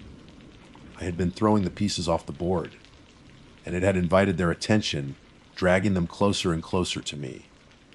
With trembling hands, I decided to make an offering. A tribute. It had to be something of mine, something personal. I rummaged through my pack and pulled out my father's old hunting knife. It was a beautiful thing, with a worn leather wrapped handle and a blade of polished steel he had always kept razor sharp. It was one of my most cherished possessions. Taking a deep breath, I hiked out to the rocky outcrop at Stony Man, the place where the first gift, the river stone, had appeared. I placed the knife carefully on the flat surface of a large granite boulder. "This is for you." I whispered to the silent woods, the words feeling strange and foolish on my tongue, a sign of respect. "Now, please leave me be." For a week, there was nothing. The forest returned to a semblance of normalcy. I checked the trail cameras every day. They showed only the mundane wanderings of wildlife. The gnawing anxiety in my chest began to subside, replaced by a fragile hope. Maybe it had worked. Maybe all it wanted was an acknowledgement, a toll for passing through its domain. I started to sleep through the night again. The silence outside my cabin began to feel peaceful once more. The hope was a lie, a cruel, calculated deception. On the 8th day, I hiked out to Stony Man. My heart hammered against my ribs as I approached the boulder. The knife was gone. In its place, sitting perfectly centered on the rock, was a small, flat object. As I drew closer, I realized it was a book. A small, leather-bound journal, its cover warped and stained by water and time. I recognized it instantly. It was my journal. The one I had lost 2 years ago during a flash flood that had nearly swept me away down the Rose River. I had searched for it for weeks, mourning the loss of a year's worth of personal thoughts, observations, and sketches of the trail. I picked it up, my hands numb. It fell open to the last entry I had written, the page still stiff and crinkled from its time in the water. My handwriting, my words were still there, but underneath my final sentence, there was something new. A fresh drawing, sketched in what looked like charcoal from a burnt stick. The drawing was of my cabin, not just the exterior, but the inside. It showed my main room, the stone fireplace, the bookshelf against the wall, the worn armchair I sat in every evening. It was rendered with impossible, meticulous detail. And in the drawing, sitting in my armchair, was a figure. It was long-limbed and stick-thin, drawn with sharp, angular lines. It had no discernible face, just a smooth, blank oval for a head. In one of its long, spindly hands, it was holding my father's knife. In the other, it was holding the photograph I kept on my bedside table. The only photograph I owned, a faded picture of my mother, who had passed away when I was a teenager. I dropped the journal and scrambled back, my breath coming in ragged gasps. I ran. I didn't stop running until I burst out of the woods and into the sunlight of the trailhead parking lot. I fumbled for my keys, threw myself into my truck, and sped away, leaving a cloud of dust and gravel in my wake. I didn't stop until I was 100 miles out of Shenandoah, the mountains a hazy blue line in my rearview mirror. I left it all behind. The truck, the cabin, my job, my life. I reported the truck stolen and simply vanished. The gifts had stopped being a conversation or a warning. The journal wasn't a gift. It was a map of my soul. It was a promise. It showed me that it could take not just what I had, but who I was. It could enter my home, my past, my memories. And the figure in the chair, holding the two things in the world that anchored my heart, my father's strength and my mother's memory, was the final, unspoken message. It wasn't asking for tributes anymore. It had taken my offering, and now it was showing me what it was going to take for itself. Some things you can't fight. Some things you can only run from. And some things, I fear, will follow you no matter how far you go. The trail still calls to me in my dreams, but I know now what walks there, and it knows me by name. My name is Javier Morales, though most of my colleagues in the U.S. Forest Service just call me Javi. I've been wearing this uniform for 15 years, long enough to see the greens of summer turn to the golds of autumn more times than I can count on both hands. My skin is weathered leather from the New Mexico sun, and my hands are calloused from work that is more tangible than talk. I'm a pragmatist. I believe in what I can see, touch, and measure the moisture content of the soil, the growth rate of ponderosa pines, the clear, logical data transmitted by our network of automated weather stations. I deal in facts, not folklore. So, when the assignment to inspect Station 7B came down, I saw it as nothing more than a routine, albeit tedious task. It was a long haul check in a 2-day trip into the Gila National Forest, specifically into a remote section that the old-timers from the nearby town of Silver City still called by its Spanish name, El Olvidado. The Forgotten, it's a fitting name. The area is a labyrinth of steep canyons, dense woods, and mesas that claw at a perpetually vast, empty sky.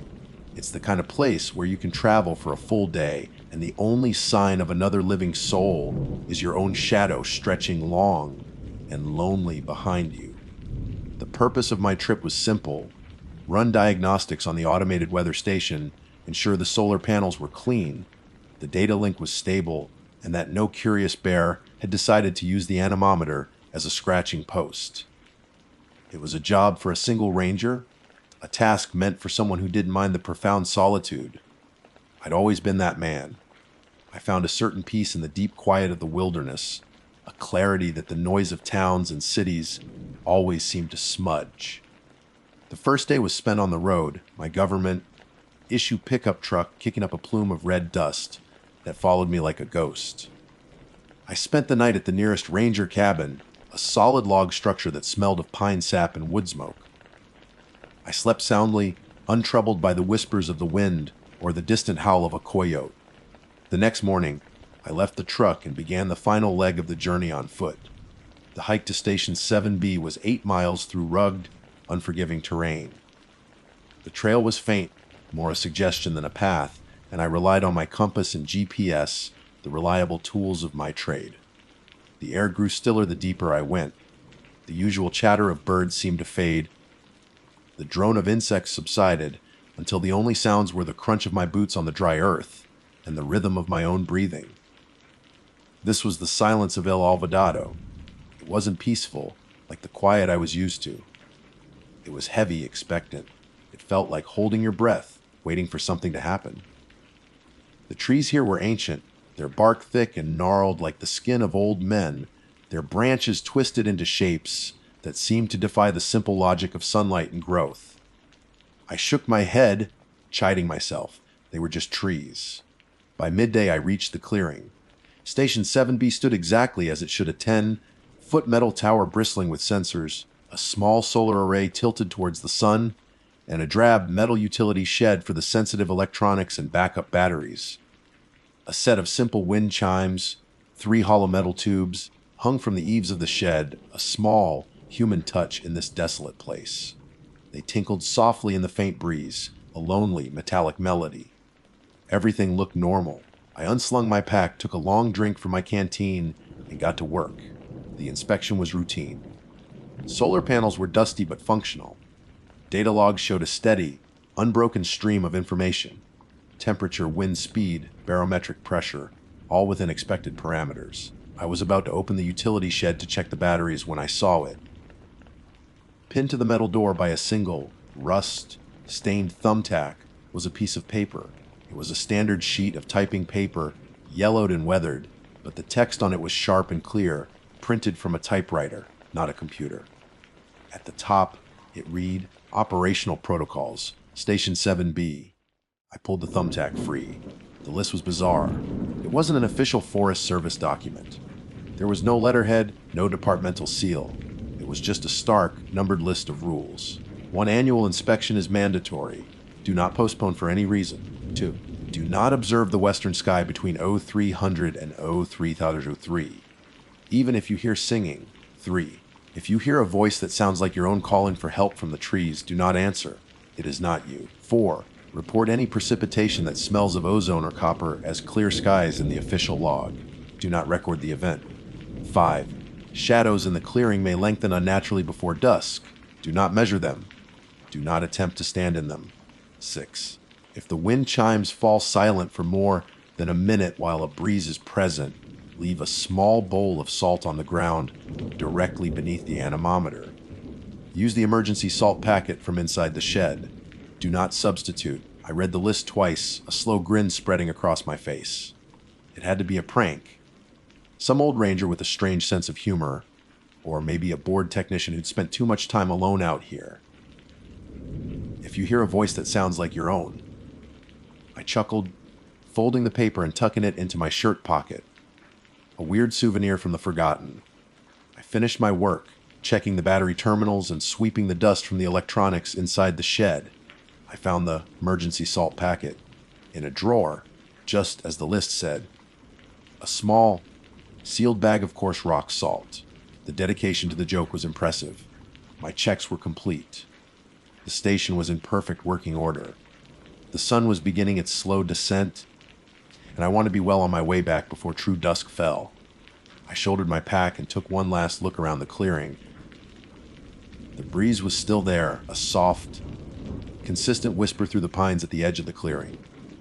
It stirred my hair and felt cool against my skin. The wind chimes, however, were not moving. They hung perfectly still, perfectly silent. I waited. 1 second. 10. 30. The silence stretched, becoming a tangible presence. A full minute passed. The breeze continued its soft sigh through the trees, a lonely sound in a world that had suddenly gone quiet.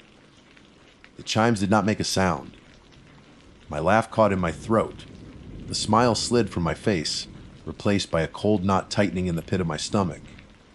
The forgotten was watching and waiting. For a man who deals in facts, the silence of the chimes was a deeply unsettling variable. The wind was a measurable force.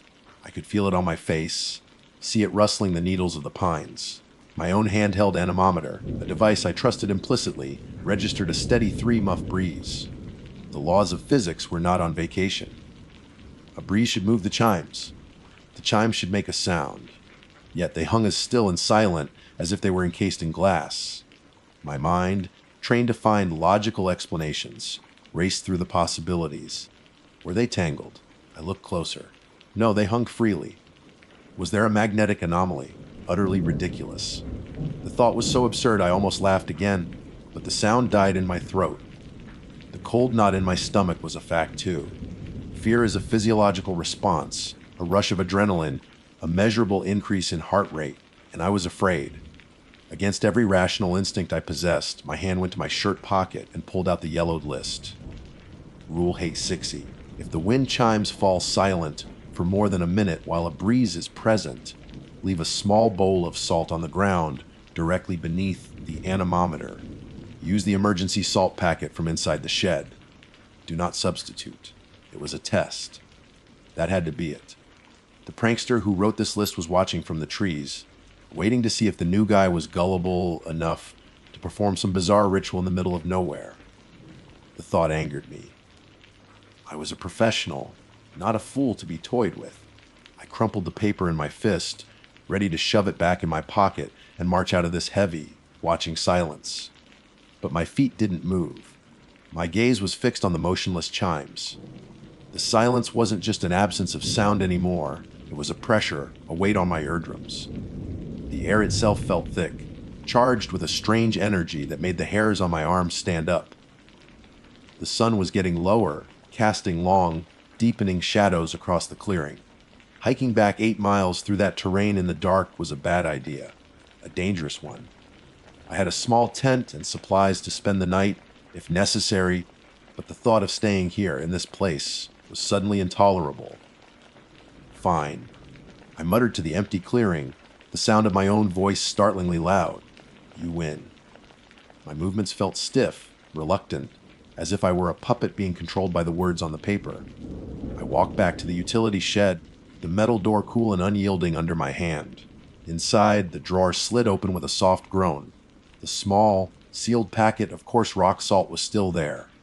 I took it, along with a shallow plastic bowl used for sorting samples. My hands felt clumsy as I tore open the packet. The salt crystals were grayish and irregular, looking more like bits of gravel than anything meant for seasoning. They smelled faintly of dust and time. Following the instructions with a ridiculous, painstaking precision that I hated, I walked to the base of the weather tower. The anemometer, its cup spinning lazily in the breeze, was directly above me. I knelt, the dry earth crunching under my knees, and placed the small bowl of salt on the ground. For a moment, nothing happened. The breeze still whispered. The chimes remained silent. The pressure in the air was unchanged. I felt a surge of foolishness, of embarrassment, even though there was no one to see me. I started to stand up, to kick the stupid bowl of salt over and get the hell out of there. And then it happened. A single, clear, resonant ding. I froze halfway to my feet. The sound was impossibly loud in the silence. It was followed by another and another, a soft, cascading melody that was both beautiful and terrifying. The wind chimes were moving again. They swayed gently, catching the last rays of the setting sun, their metallic surfaces gleaming. The sound was normal, exactly as it should be, but the pressure in the air had vanished. The heavy, expectant silence was gone, replaced by the simple, lonely music of the chimes. I stood up slowly, my heart hammering against my ribs. It could have been a coincidence. A sudden gust of wind I hadn't felt, strong enough to break whatever was holding them. It was possible. It was logical. But I didn't believe it. Not for a second. The experience left me shaken. My pragmatic worldview had a crack running right through it. The thought of hiking back now was gone, replaced by a primal need to stay near the relative safety of the clearing, however compromised it now felt. I would have to spend the night. I set up my small one-man tent near the edge of the clearing, my back to a thick stand of pines. As I worked, I couldn't help but notice the shadows. The sun was now touching the horizon, painting the western sky in fiery strokes of orange and purple. The shadows cast by the trees and the weather tower were stretching as they always did at dusk. But something was wrong. I remembered another rule from the list. Rule by Phoebe. Shadows in the clearing may lengthen unnaturally before dusk. Do not measure them. Do not attempt to stand in them. My own shadow stretched out before me, a long, dark figure on the dusty ground. I took a step to the left, and my shadow self-mimicked the movement perfectly. I took a step back. It did the same. It was my shadow, behaving as a shadow should. And yet, the shadows at the edge of the clearing, the ones cast by the gnarled, ancient trees, seemed darker. They didn't just lie on the ground, they seemed to absorb the light, to possess a depth that was unnatural. They pulsed, subtly, like something breathing. And they were growing faster than they should, creeping across the clearing towards me with a slow, deliberate purpose. I stood motionless, mesmerized by the sight. A cold dread, far deeper than what I'd felt before, began to seep into my bones. The list wasn't a prank. It was a set of instructions. A survival guide for a place that operated under a different set of laws. My scientific instruments could measure wind speed and temperature, but they couldn't measure this wrongness. The edge of the nearest shadow was now only a few feet from my tent. It was an inky, absolute blackness. I had an insane, terrifying urge to put my hand into it, to see if it felt as cold as it looked. I fought the impulse, my hand clenching into a fist at my side. Do not stand in them. I scrambled into my tent, zipping the flap shut with trembling fingers. The thin nylon walls offered no real protection, but it was a barrier, however flimsy, against the encroaching night. I sat in the dark, my back pressed against my pack, my breathing shallow. Outside, the wind chimes continued their lonely metallic song. It was no longer a comforting sound. It was the sound of a promise that the rules were real, and the night in El Olvidado had only just begun. The night in El Olvidado was longer than any other night of my life. Sleep was impossible. I sat curled in my tent, the total darkness punctuated only by the sound of the wind chimes. The soft clinking of metal was no longer a comfort, but a timer, counting down to whatever strangeness the list predicted next. I tried to be rational. I took out my flashlight and my logbook, attempting to document the events with clinical detachment. In 1942, chimes resumed activity after placement of Salt Bowl. At 20 to 15, shadows appeared to exhibit anomalous movement. Writing it down felt like an act of control, but when I read it back, I saw only the logbook of a man losing his mind. Around midnight, I heard it for the first time. Help! The voice was faint, coming from the tree line to the north. I froze, killing my flashlight instantly. The darkness thickened around me. Somebody! Please help me! I'm hurt. My blood ran cold. The voice, it was my own. It was my accent, my cadence, the exact note of panic I recognized with chilling certainty. I'd heard it years ago when I slipped and fell from a ridge. The memory was sharp, and the voice calling from the darkness was the same. I fumbled for the list again, my fingers shaking so badly I could barely hold it. The light from my watch face was just enough to make out the faint type. Rule Lane 3. If you hear a voice that sounds like your own calling for help from the trees, do not answer. It is not you. Javier? Please, man! I think my leg is broken, the voice cried, a little closer now, full of agony and desperation.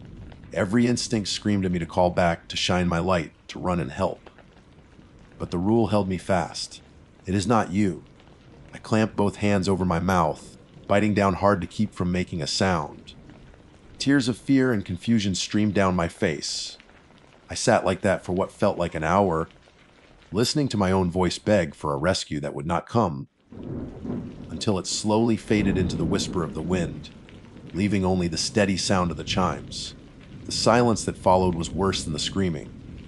I didn't know what it was, but I knew it wanted me to answer. It was hunting, using my own compassion as bait. I must have drifted off from exhaustion, but I jolted awake as if shocked by electricity. Something had changed.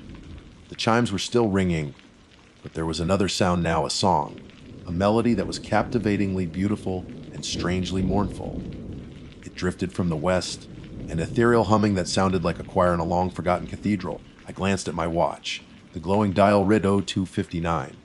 Rule A2. Do not observe the western sky between 0300 and 0303.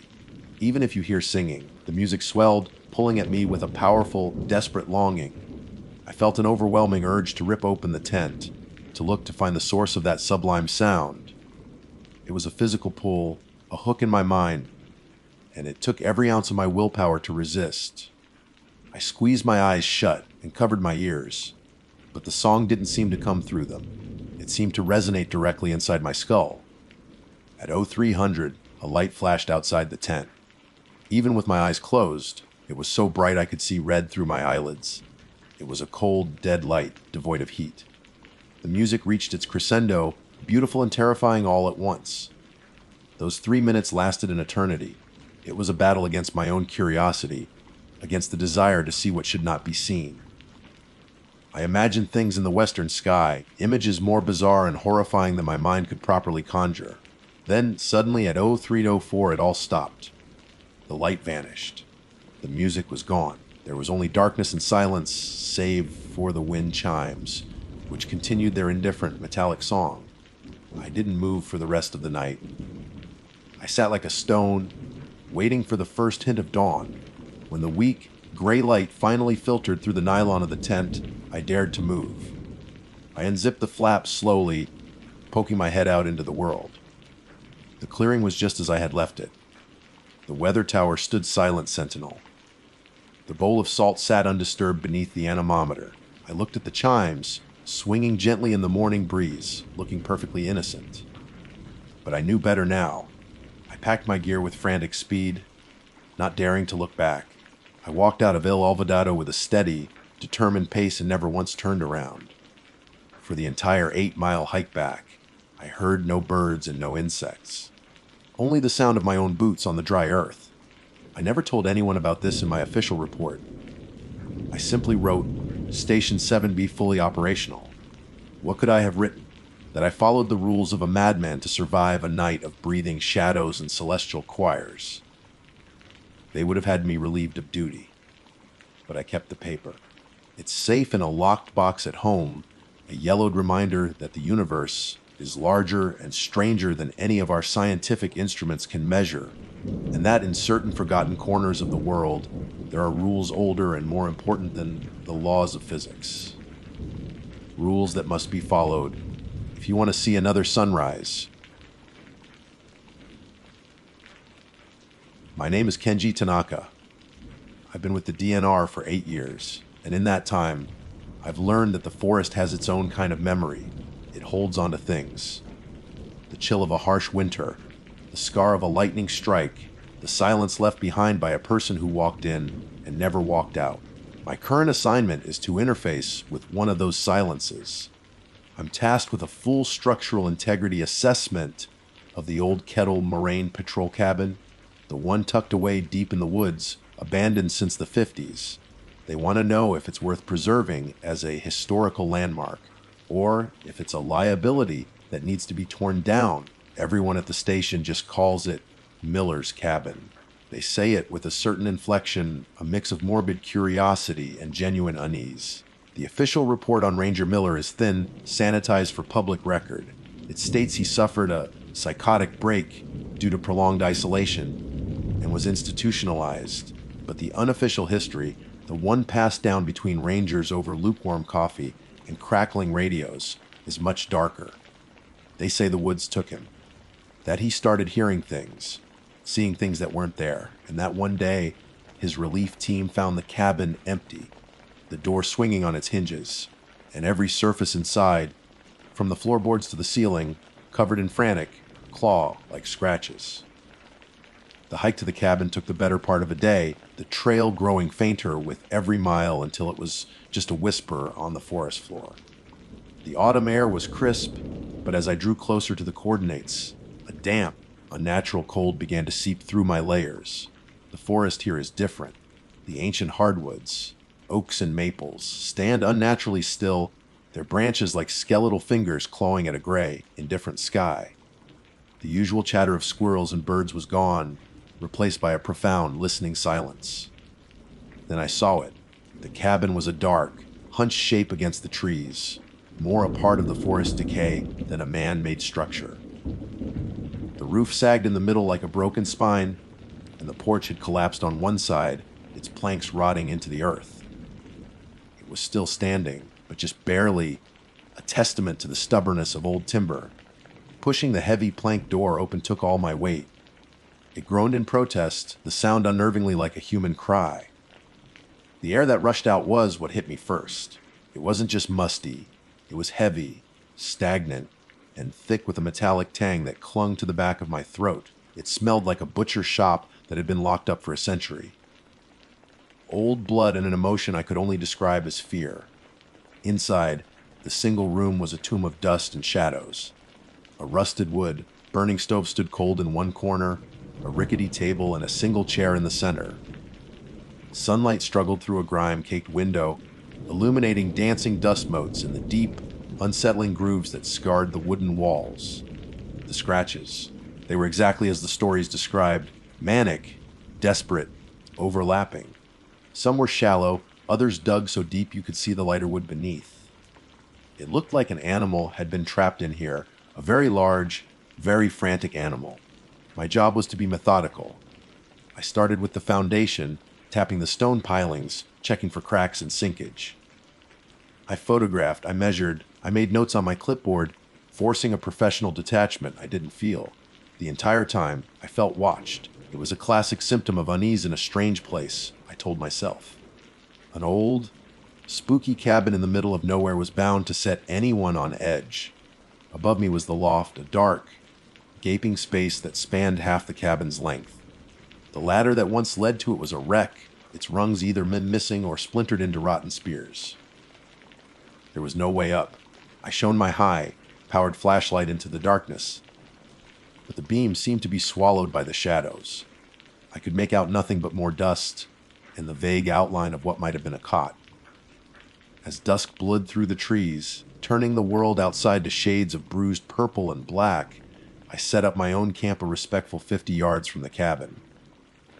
I had a modern tent, a warm sleeping bag, and a portable stove.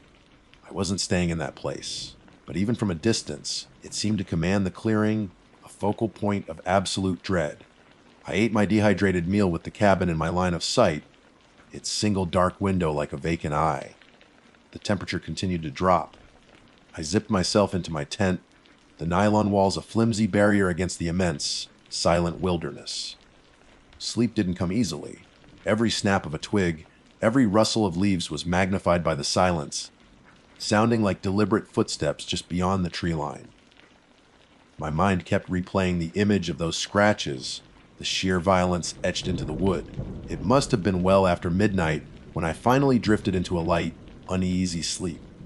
And that's when I heard it. It wasn't outside my tent. It was from the cabin. Thump, drag, thump. It was the unmistakable sound of footsteps. Heavy ones waited, like someone pacing in heavy boots. But they weren't on the ground floor. They were coming from the loft. The loft with the rotted, unusable ladder. My blood ran cold.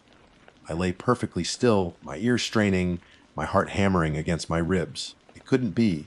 It was the wind. It was a raccoon that had somehow gotten in.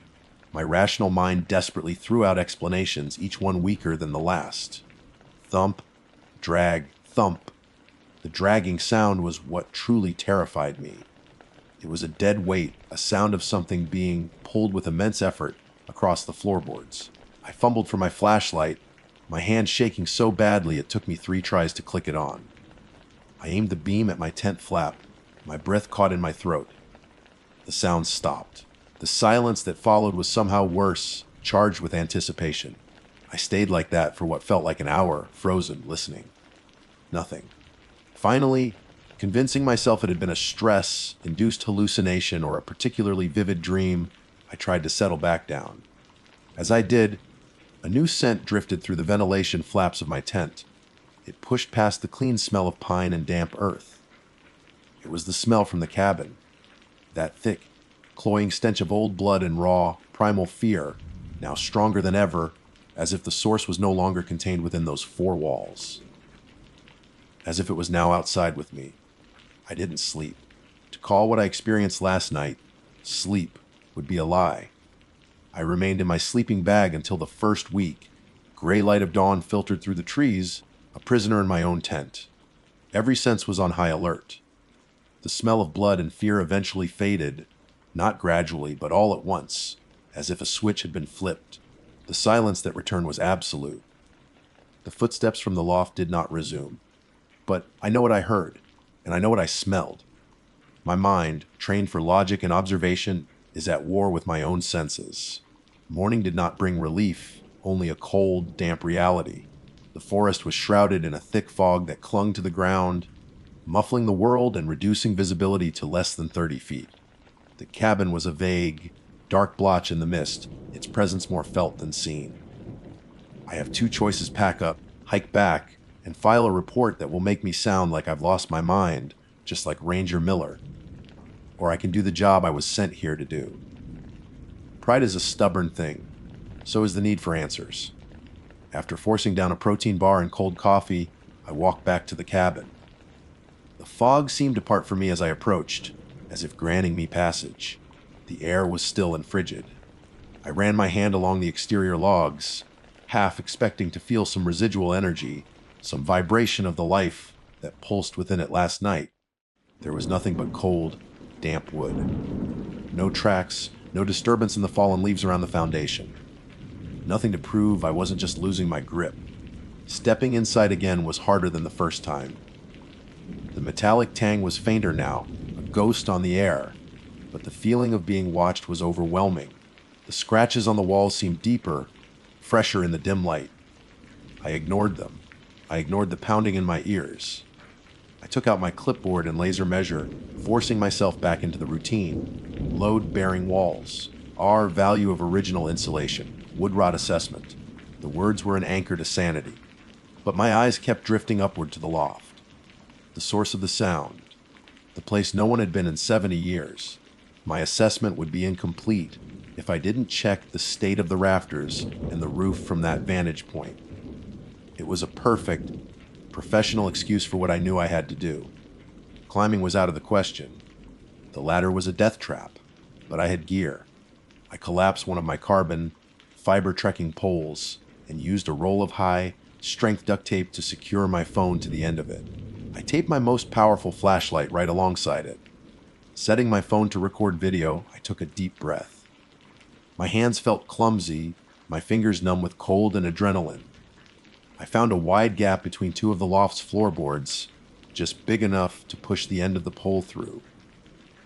I carefully maneuvered it up into the darkness. The flashlight beam cut a clean, white circle through the oppressive gloom. On my phone screen, I could see what the light revealed. Dust, thick as snow, covered everything. Cobwebs hung like funeral shrouds. I could see the splintered wood of the cot I'd glimpsed yesterday.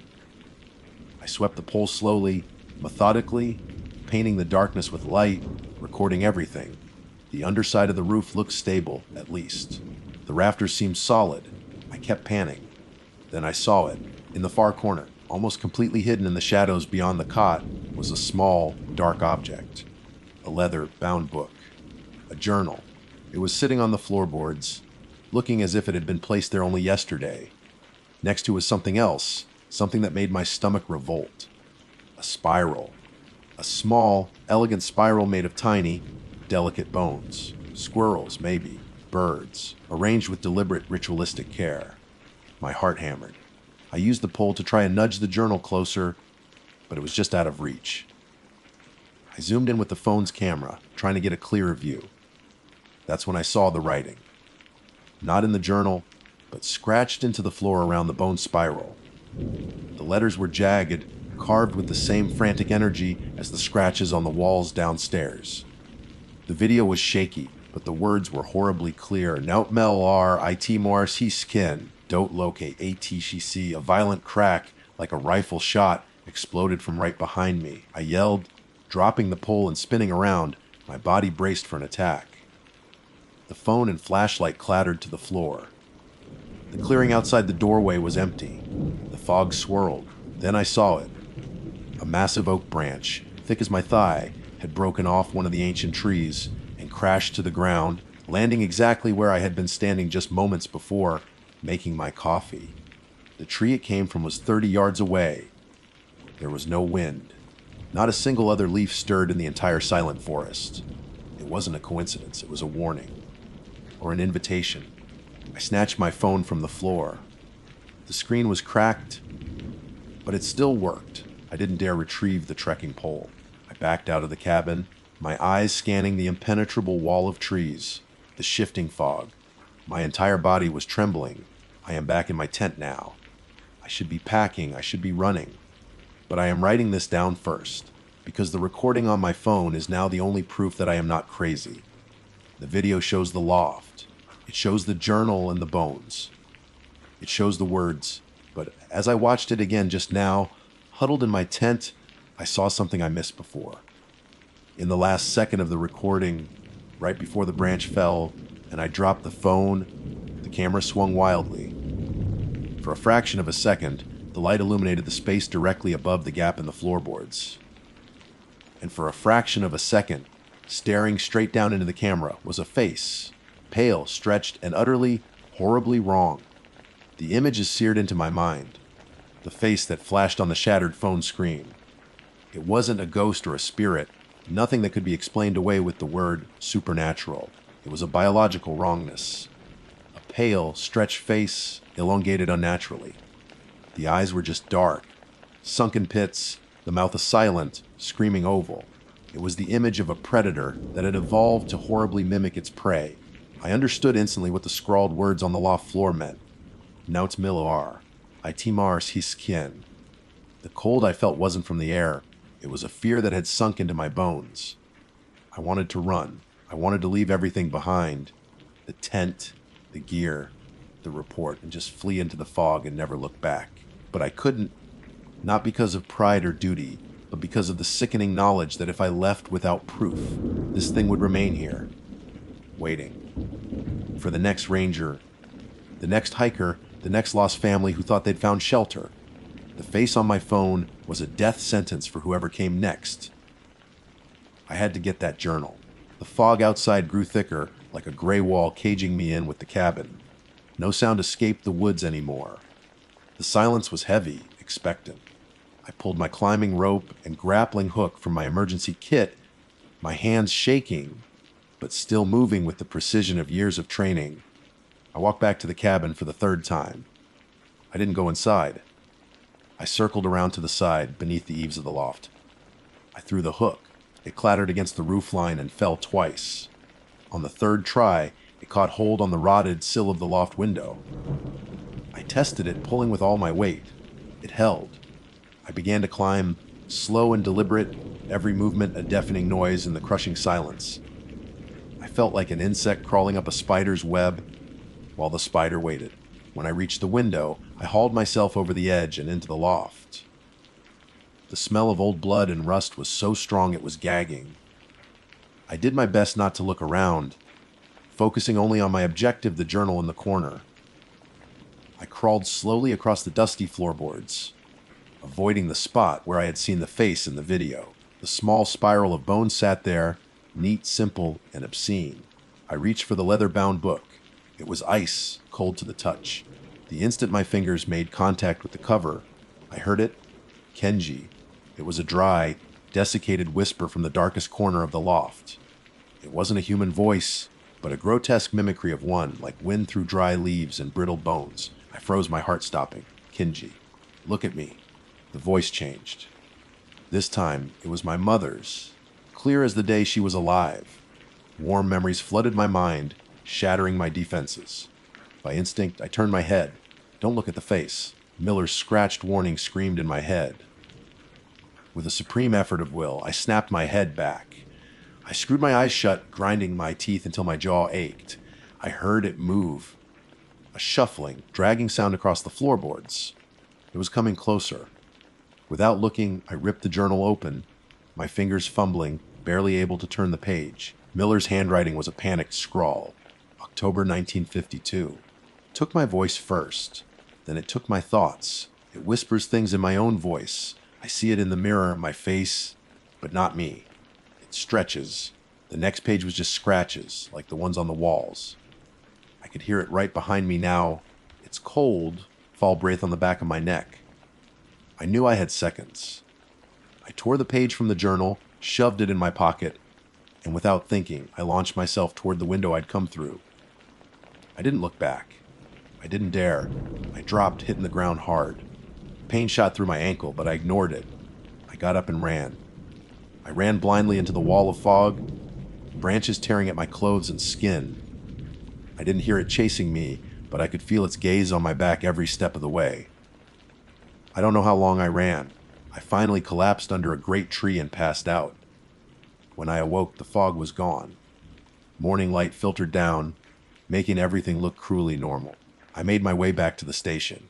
My ankle is sprained, but I feel no pain. Fellow Uparaparap Ranger Kinji Tanaka. Date, November Ferns 2023. Subject final assessment. Patrol Cabin C-12. The structural assessment of Patrol Cabin C-12's live Millers is now complete. After a thorough inspection, I have found the cabin's primary structure to be remarkably sound for its age.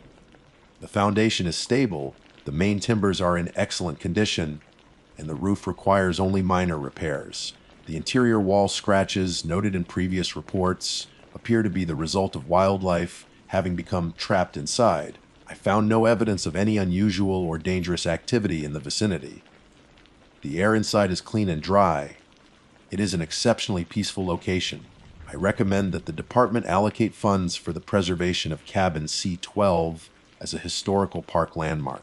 It is a perfect example of the architecture of its era and would be a great asset for future hikers and history enthusiasts. I am confident it will serve as an excellent shelter for visitors for many years to come. My full assessment is attached for your review. I am available to answer any further questions. Sincerely, Ranger Miller. My name is Amani Al-Jamil, a title I carry with the weight of my father's legacy and the crisp, cold authority of the National Park Service insignia stitched onto my sleeve. Here, in the vast, frozen expanse of the Yukon, Charlie Rivers National Preserve, solitude is both a requirement of the job and a state of being. For 2 seasons, I have patrolled this wilderness alone, and I have come to understand its language. The groan of ancient ice shifting on the Charlie River, the whisper of wind through the skeletal arms of birch trees, the distant, mournful cry of a lone wolf greeting the aurora, draped night. This place speaks, and I have learned to listen. But yesterday, the world fell silent. It wasn't the familiar, peaceful quiet of a heavy snowfall, where the world feels tucked into a fresh white blanket. This was something else entirely, a silencing, a profound and absolute void of sound that felt like a physical pressure against my eardrums.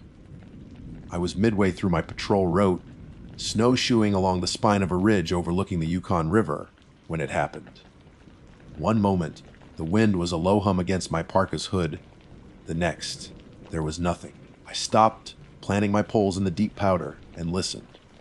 No wind, no creak of ice from the river below, no chattering of a brave winter chickadee. Even the sound of my own breathing seemed stolen from the air the moment it left my lungs. My heart hammered against my ribs, a frantic, isolated drumbeat in a world without an orchestra. It is in this profound emptiness that I must remind myself who I am. I am Ranger Imani Al-Jamil, solo winter patrol. My purpose is to observe, to record, to ensure the preservation of this wild, untamed land. My duties are clear, my training extensive, but no training manual, no seminar on survival ever prepared me for this. My father would have known what to call it. He was a ranger too, a legend up in the gates of the Arctic for 30 years. He was a man carved from the landscape itself, weathered and wise. He had a name for this unnatural hush. He called it Dead Blue. I remember him telling me about it one evening. Years ago, the scent of wood smoke and gun oil filling his small cabin. His voice was low, serious, a tone he reserved for stories that weren't just stories. The world goes quiet sometimes. Amani, he'd said, staring into the fire. Not just quiet. Silent. It's the sound the world makes just before something terrible steps out of it. The air gets heavy, the animals disappear, and all you can hear is the blood in your own ears. That's dead blue. It's the color of the sky in that moment, and it's the color of death. He told me he'd experienced it twice. The first time, it preceded a catastrophic avalanche that reshaped a mountain valley. The second time, he never fully explained. He just shook his head, his gaze distant and haunted. Something walked out of the woods, was all he would say. Something that didn't belong. Yesterday, as I stood on that ridge, his words echoed in the vacuum. This was it. This was dead blue. The sky was a painfully sharp, cloudless blue, and the silence was a living thing. It felt ancient, predatory. My professional instincts warred with the primal fear blooming in my chest. Observe. Record. I forced my gloved hands to be steady as I pulled out my field notebook. I noted the time, the coordinates, the sudden and complete cessation of all ambient sound. The words looked stark and foolish on the page. How do you scientifically document a feeling? How do you quantify a silence that feels like it's watching you? I spent the rest of the day in a state of heightened, unnerving awareness. Every step I took, the crunch of my snowshoes seemed obscenely loud, an intrusion on a sacred stillness. I scanned the landscape for wildlife. The usual tracks of snowshoe hares, foxes, even the mighty moose were absent. It was as if every living creature had vanished, burrowed deep into the earth, or fled, warned by an instinct I tragically lacked. The sun began its descent, painting the western sky in hues of orange and violet that felt garish against the oppressive silence. I made my way to my designated overnight cabin, a small, sturdy structure miles from any other human soul. The simple act of turning the key in the lock felt like a thunderclap. Inside, the silence followed me. It filled the small space, smothering the familiar comfort of my shelter. I tried to rationalize. A weather phenomenon. A temperature inversion playing tricks on the acoustics of the valley. But my father's stories clung to me like frost. This morning I awoke to the same absolute void. The silence had not broken with the dawn. It had persisted, solidified. My duty is to continue my patrol, to complete my circuit, to pretend that this is normal. But as I strapped on my snowshoes and shouldered my pack, I saw them. Tracks. They started at the edge of the dense spruce forest that bordered the clearing around my cabin. They were not from a bear roused from hibernation. Not a wolf or a moose. They were long, impossibly thin tracks, as if made by something with two legs, but legs that were jointed all wrong. They were pressed deep into the hardened snow, suggesting a great weight, yet they were spaced far apart, hinting at a stride longer than any man's. They looked fresh, impossibly fresh, but I had heard nothing. Not a snap of a twig, not the whisper of movement. Whatever made them had passed through this clearing in the dead of the dead blue, completely unheard. The tracks led from the dark wood, passed within 50 yards of my cabin, and continued on, heading north, deeper into the preserve, deeper into my patrol route. My father's final warning from that night by the fire surfaced in my mind. If you ever find yourself in a dead blue Amani, he'd said, finally looking at me, his eyes full of a fear I'd never seen before, don't look for what's making it. You just turn around and you walk away. But I can't. I am Ranger Amani Al, Jamil, and my duty is to go forward. I took a deep breath that made no sound and followed the tracks. Duty is a heavy cloak. Fear is a knife pressed to the throat. I walked forward, wearing one and feeling the other. Every step I took was a conscious decision, a betrayal of the survival instinct my father had tried to instill in me. The tracks laid a clear, terrifying path, a dotted line pointing toward a conclusion I was certain I did not want to reach. The silence remained absolute. My world had become a vacuum, sealed diorama of snow and spruce, and I was the only moving part. The lack of sound was a physical weight, pressing in, making my skull ache. I focused on the tracks, trying to ground myself in the familiar science of tracking, a skill my father had taught me before I could even properly read a map. But these tracks defied all logic. They were laid in a perfectly straight line, one print placed directly ahead of the other, as if the creature were walking a tightrope. No human or animal moves this way in deep snow. A bipedal gait requires a side-to-side shift for balance, leaving a staggered trail. This was a line of impossible precision, of unnatural locomotion.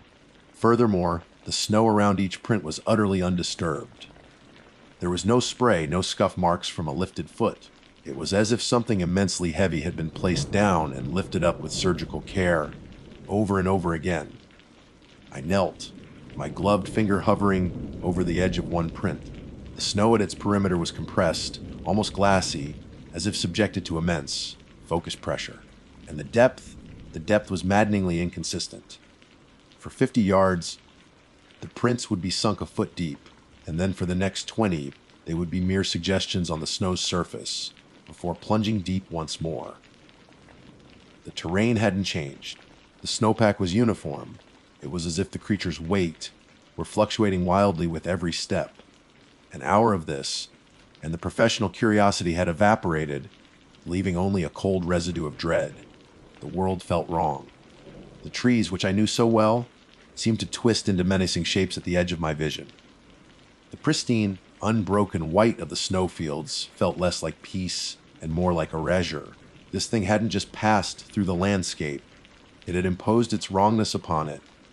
My own voice, when I finally dared to use it, was a shocking trespass.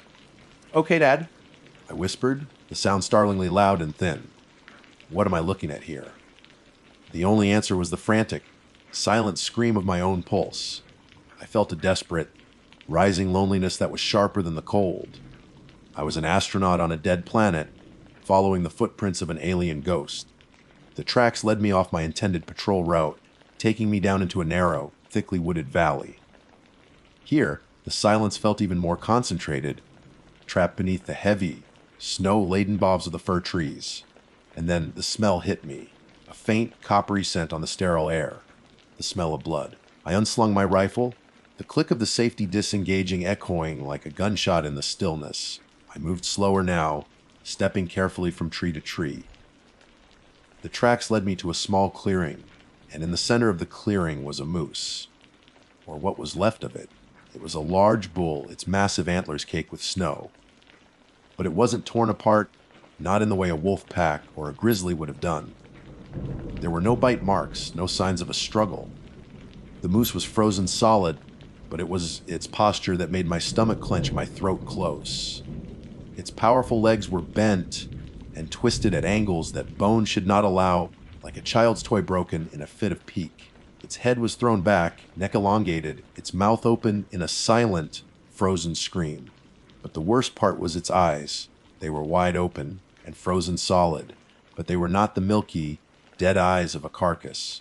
They were clear, crystalline, and they reflected the perfect, dead blue sky above.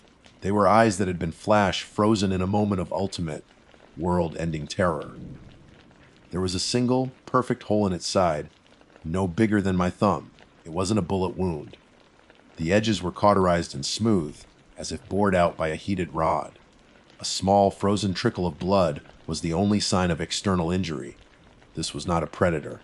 This was a violation of nature itself. This was a display. The tracks I had been following went right up to the moose. And then they stopped. They just ended, as if the creature had simply manifested here, performed this grotesque act, and then ceased to exist.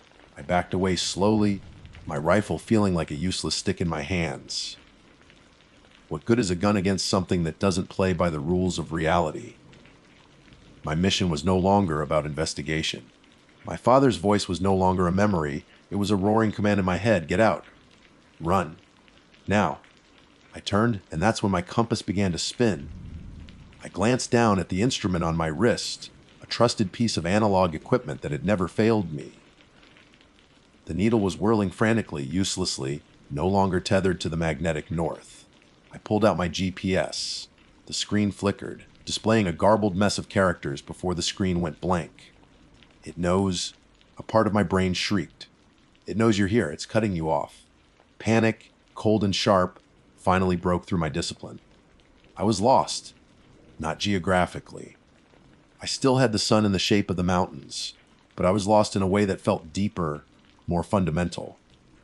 I was untethered from the world I knew. The dead blue pressed in, and for the first time, it felt active. The silence wasn't just an absence of sound anymore. It was a presence. It was the medium through which this thing moved. And hunted, I stood frozen for a moment, caught between the grotesque statue of the moose and the trackless, silent forest that had become a prison. I had to move. I had to get back to the cabin. I took a step, and the world fractured. It was a sound, but not a sound. It was a crack, a sharp, crystalline shattering that seemed to come from everywhere and nowhere at once. It wasn't in the air, it was in my bones, in the fillings of my teeth. It was the sound of something fundamental breaking. I dropped to a crouch behind a thick spruce, rifle up, my heart trying to beat its way out of my chest. My eyes scanned the clearing, the woods, the empty space where the tracks had ended. Nothing. The silence rushed back in, more profound, more malevolent than before. The temperature plummeted. I felt it instantly, a sudden, shocking cold that bit through my layers of clothing.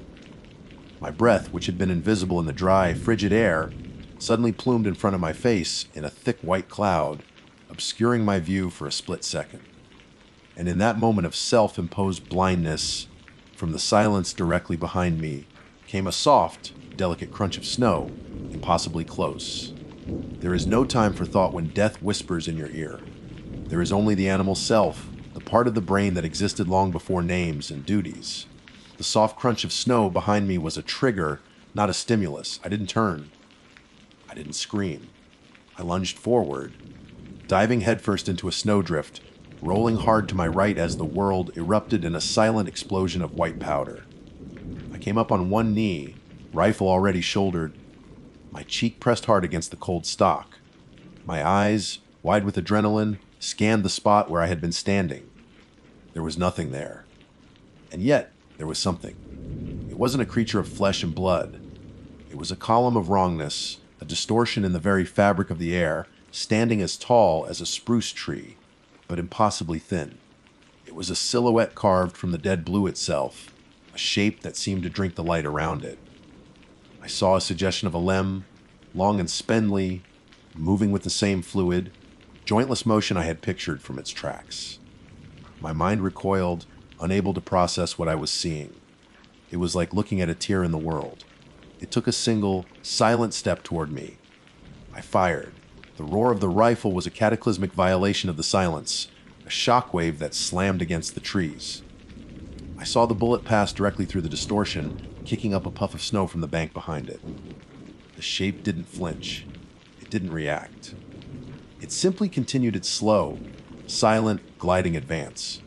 My father's command to run finally became my own. I scrambled backward, turned, and fled. I ran with the desperation of prey, crashing through low-hanging branches, my snowshoes catching and stumbling. I didn't dare look back. I just ran, my lungs burning with the brutally cold air. After 100 yards, I risked a glance over my shoulder. The clearing was empty. There was no sign of pursuit. A wave of foolish, fleeting hope washed over me. Had I left it behind? I turned back around and it was there, standing silently between two birches, 20 yards ahead, cutting me off. It hadn't run. It had simply arrived. Panic gave way to a cold, tactical terror. This thing didn't follow the rules. It didn't chase, it cornered. It moved through the silence in ways I couldn't comprehend. Running was just a game it was allowing me to play.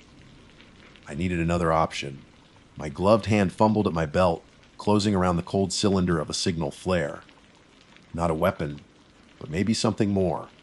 I pulled the tab, and with a hiss and a flash, the clearing was bathed in a blinding, crimson light.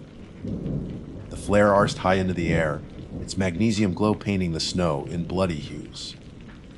creature, the distortion. Reacted, it seemed to recoil, to thin out, its form wavering like smoke in a breeze. The oppressive cold lessened for a glorious second. It was a thing of shadow and silence, and the violent intrusion of light and sound was anathema to it. It gave me the only thing I needed: a chance. While I was disoriented, I veered hard to my left, no longer running blindly but with a destination. The cabin. It was my only landmark, my only potential sanctuary in this broken world. I knew the terrain, the dips and rises. I used that knowledge, keeping trees between myself and the thing, running not faster, but smarter. The chase was a nightmare of silent teleportation.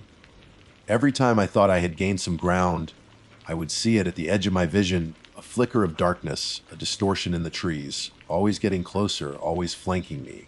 It was hurting me. Finally, I saw it, the dark, sturdy shape of my cabin. I burst from the tree line, sprinting across the clearing with the last of my strength. I hit the door with my shoulder, stumbled inside, and slammed it shut, ramming the heavy iron bolt into place. I leaned against the door, gasping for breath, my heart a wild drum against my ribs. For a moment, there was only the sound of my own ragged breathing. But the dead blue had followed me inside. The silence flooded the small room, thick and suffocating. The temperature inside the cabin began to plummet. Frost, delicate and menacing as a spider's web, began to crawl across the window panes from the inside. The wooden walls groaned, not from the wind, but from a pressure that felt like it was squeezing the cabin from all sides. It was outside, and it was coming in. I was trapped. My rifle was useless. The door was meaningless. My terror had reached its peak, a high, keening note in my soul. And in that moment of absolute despair, another of my father's memories surfaced.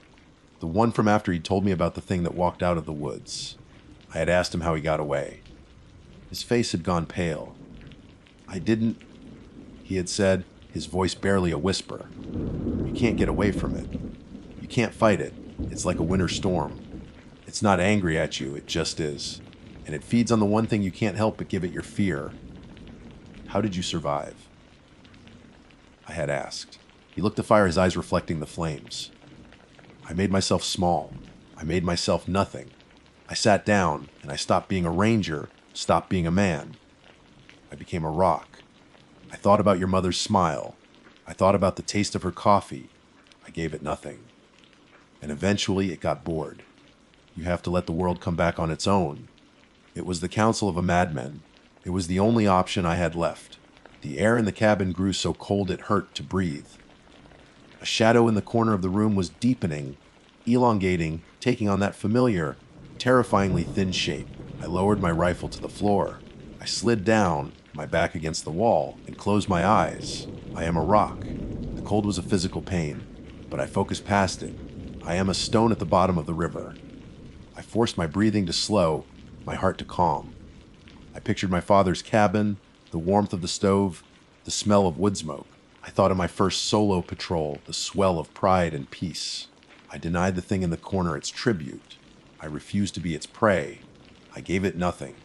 For an eternity, there was only the crushing cold and the weight of the silence. The presence was immense, a palpable force of entropy and dread.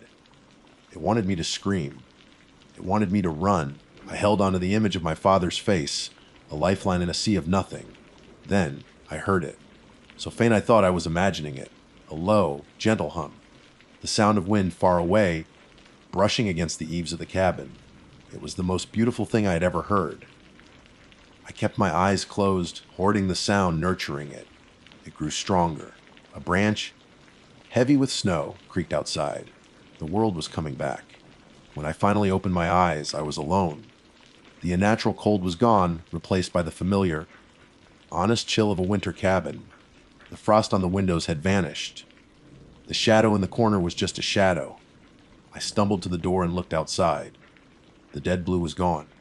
The sky was a soft gray, promising more snow. The world was filled with the gentle, comforting sounds of the wilderness. All the tracks, the creatures and my own frantic prints, were gone, covered by a fresh, undisturbed layer of snow. It was as if it had never happened. But it had. I carried it inside me. I was safe, but I was not the same. I gathered my gear, my movements stiff and robotic. I did not finish my patrol. I turned south and began the long walk back to civilization. I understood now. The thing in the silence wasn't a monster to be hunted or a mystery to be solved. It was a law of the deep wild, a test of spirit. My father had not defeated it. He had endured it. He had passed its test and given me the key. And now, so had I. The silence was gone, but its echo would remain forever. My name is Rowan Vance. By trade and by title, I am a cave rescue specialist for the National Park Service, assigned to the Carlsbad Caverns in New Mexico. I've spent the better part of 2 decades navigating the subterranean worlds that lie beneath our feet. I understand the subtle language of stone, the physics of a potential collapse, and the precise, calculated risks involved in pulling a human being from a place they were never meant to be. I am a man who believes in protocols, in gear checks, in the predictable and unforgiving laws of geology and gravity. I do not believe in ghosts, portents, or sentient landscapes. At least I didn't. The official log entry for the operation is deceptively simple. It reads 22 and 40 hours. Faint distress beacon detected. Originating from Lichigilla Cave System, Quadrant G7, no active permits for section. Signal weak, integrity compromised. Single operator investigation dispatched. Specialist Vance. What the log fails to capture is the quality of that signal. It wasn't just weak, it was hesitant. Our equipment is designed to pick up the clean, sharp pulse of a modern personal locator beacon, PLB.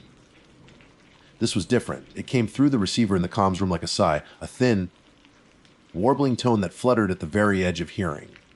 Frank, the night duty operator, had to replay the recording 3 times before we could even confirm its existence. Sounds like a dying battery, maybe an older model, he'd said, rubbing his tired eyes. But nobody's been authorized for G7 over 5 years. That section's too unstable. We sealed the primary access point after the seismic survey in 18.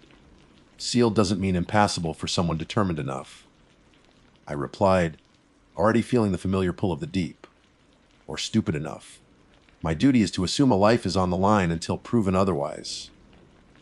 Stupidity doesn't disqualify you from rescue, so I began my preparations. The standard kit primary and backup headlamps, 150 meters of static rope, my harness, ascenders, descenders, a medical kit stocked for trauma and hypothermia, and high energy ration bars. As I methodically clipped carabiners to my belt, their metallic clinking the only sound in the gear room, a profound sense of unease settled over me. It was an unfamiliar feeling. I faced tight squeezes, flooded passages, and the unnerving silence after a rockfall, but this was a quiet dread that coiled in my gut, cold and heavy. The beacon's whispery call seemed to echo not in the room, but inside my own skull. The descent began at the secondary access point, a narrow fissure hidden behind a cluster of sodal cactus. Known only to a handful of park staff, the air that breathed out of the opening was the first sign of wrongness. Cave air is cool, humid, and smells of wet limestone and earth. This air was cold, not cool, but an arctic, sterile cold that carried no scent at all. It was like the air from a freezer, dead and dry. I squeezed through the entrance, my pack scraping against the rock, and began the initial rappel.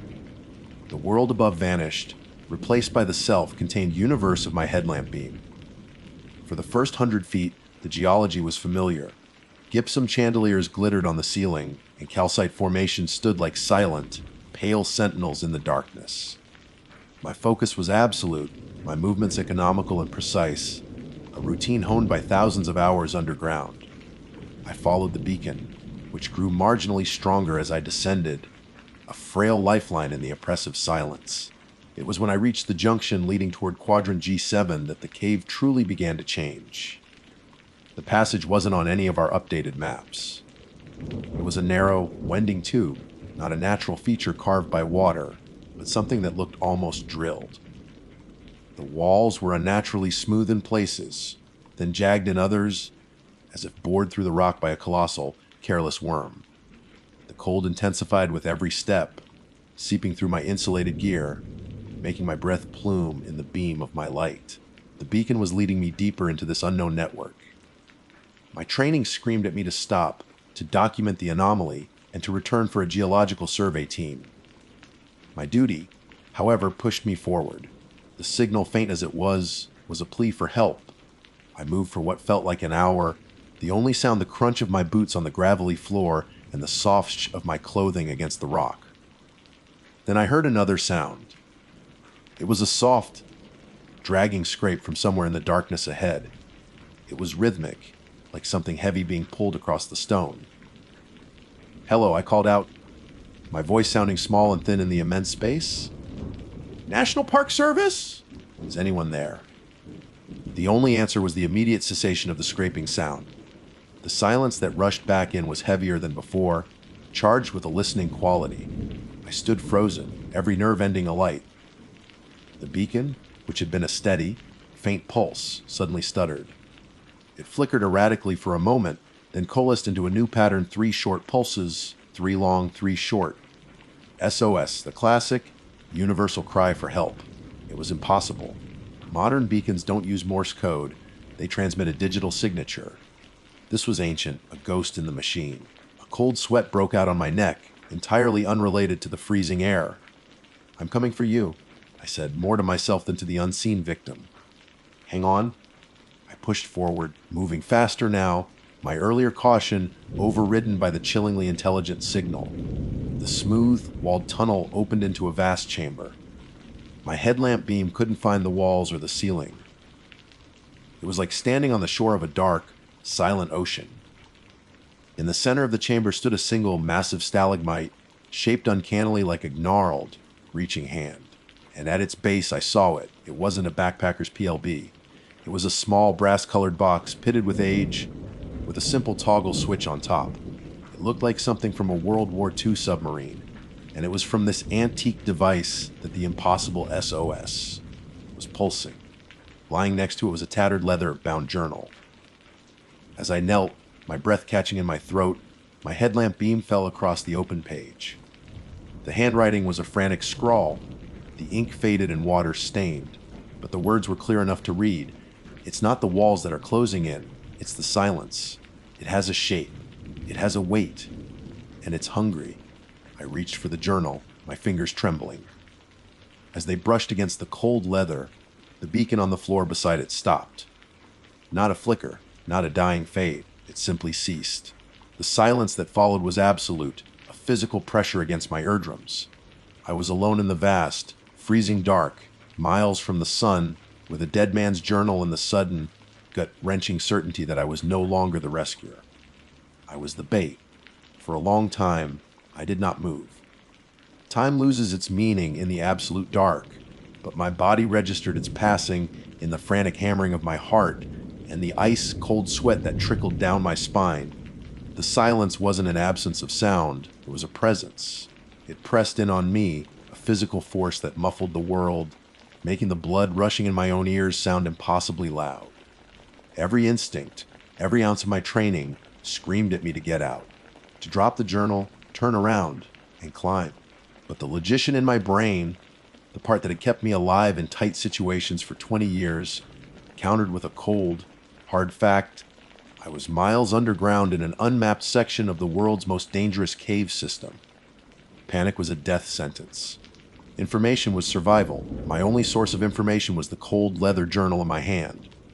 My hands trembled as I clicked on my secondary, wide beam headlamp, casting a broader, if dimmer, pool of light around the base of the stalagmite. I needed to see my surroundings. The chamber remained stubbornly vast, swallowing the light. I was on a small island of rock in an ocean of black. My primary beam remained fixed on the journal. With my back pressed hard against the cold, hand-shaped stone, I began to read. The first few entries were dated 1958. The author was a man named Dr. Alastair Finch, a geologist with a penchant for unsanctioned exploration. His early notes were filled with the breathless excitement of discovery. October 12, 1958. I have breached a new system. Entirely separate from the known parts of Lichugula, the entrance is a tight squeeze, barely a crack, but it opens into a network of passages unlike anything I have ever seen. The formations are pristine, untouched. I feel like I am the first man to ever set foot here. I have named it the Silent Labyrinth. Finch's entries detailed his initial mapping attempts. He described the unnaturally smooth tunnels, theorizing they were the result of a unique, high-pressure hydrothermal process. He was a scientist, seeking rational explanations. But as the dates progressed, a subtle shift occurred in his writing. The tone of scientific curiosity was slowly eroded by a creeping unease. October 19, 1958. Peculiar acoustic phenomenon. The silence here is profound. My instruments struggled to pick up any ambient noise. It's statistically impossible. Even in a soundproof chamber, there is the sound of the world. Here there is nothing. It is beginning to affect my concentration. I find myself straining to hear things that aren't there. October 24, 1958. I heard something today. A scraping sound. Distant. I followed it for nearly an hour, but it always seemed to remain just ahead of me. A frustrating echo in the dead air. When I stopped, it stopped. It feels like the cave is playing tricks on me. My compass is also behaving erratically. It spins uselessly. I am navigating by memory alone. My blood ran cold. The same scraping sound. The same feeling of being led. I glanced up from the journal, my light cutting a nervous swath through the darkness. There was nothing, only the immense listening quiet. I forced my eyes back to the page. November 2, 1958. I made a mistake. I brought a radio with me. A simple hand, crank set to try and broadcast my findings. I switched it on this morning and sent a simple Morse message. The moment the signal went out, the scraping started again. Not distant this time. It was close, all around me. A dry, slithering sound from every direction. I shut the radio off and the noise ceased instantly. It's the sound. It's attracted to the sound. This cave, it doesn't just absorb sound, it hunts it. A wave of nausea washed over me, the beacon. The SOS, it wasn't a call for help. It was a dinner bell. Finch had figured it out 70 years ago, and I had walked right into the same trap. His final entries were almost illegible, the confident script dissolving into a terrified scrawl. November 5th, 1958. I see it now. The silence is not an absence, it has a shape. I see it at the edge of my lantern light, a distortion in the air, a patch of darkness that is somehow darker than the rest. It doesn't have a body, not in the way we understand it. It's a void that moves. The scraping is the sound of its passage against the rock. It is boring new tunnels. It is hunting me. November 7, 1958. I dropped my canteen. The clang on the rock was deafening. The reaction was immediate. A pressure wave slammed into me, knocking the air from my lungs. The darkness moved. I scrambled away, my light flickering. I am writing this in the last of my battery power. I have set my beacon to repeat the SOS. It is the only sound I have left to make. A foolish hope for rescue. But I know now what will find me. It's not the walls that are closing in. It's the silence. It has a shape. It has a weight. And it's hungry. Those were the last words in the journal. I slammed it shut, my mind reeling. Avoid that hunt sound. A living silence. It was insane. It defied every law of physics and biology I knew. And yet the Arctic cold, the sterile air, the drilled passages, the impossible beacon. It all fit. That's when I felt it. A change in the pressure. The oppressive weight of the silence intensified, focusing on me. My ears popped. A low, vibrational hum started, not through the air, but through the soles of my boots. The rock itself was resonating with something. I scrambled to my feet, my heart a wild bird in my chest. My training finally kicked in, a cold wave of adrenaline that cut through the fear. You are the bait. The trap is sprung. Now, get out of the trap. I clipped the journal to my harness. Evidence. If I made it out, the world needed to know. I turned, aiming my beam back the way I came, toward the narrow, smooth-walled tunnel, and I froze. The entrance to the tunnel was no longer empty. Standing in the opening, perfectly framed by the rock, was a figure. It was tall and painfully thin, its limbs too long, its joints bent at unnatural angles. It had no face, no features, just a smooth, pale expanse where a face should be. It wasn't a distortion in the air. It was solid. It was real. And as I stared, paralyzed with a terror I had never known, a soft, dry, scraping sound started as it took one slow, deliberate step out of the tunnel and into the chamber with me.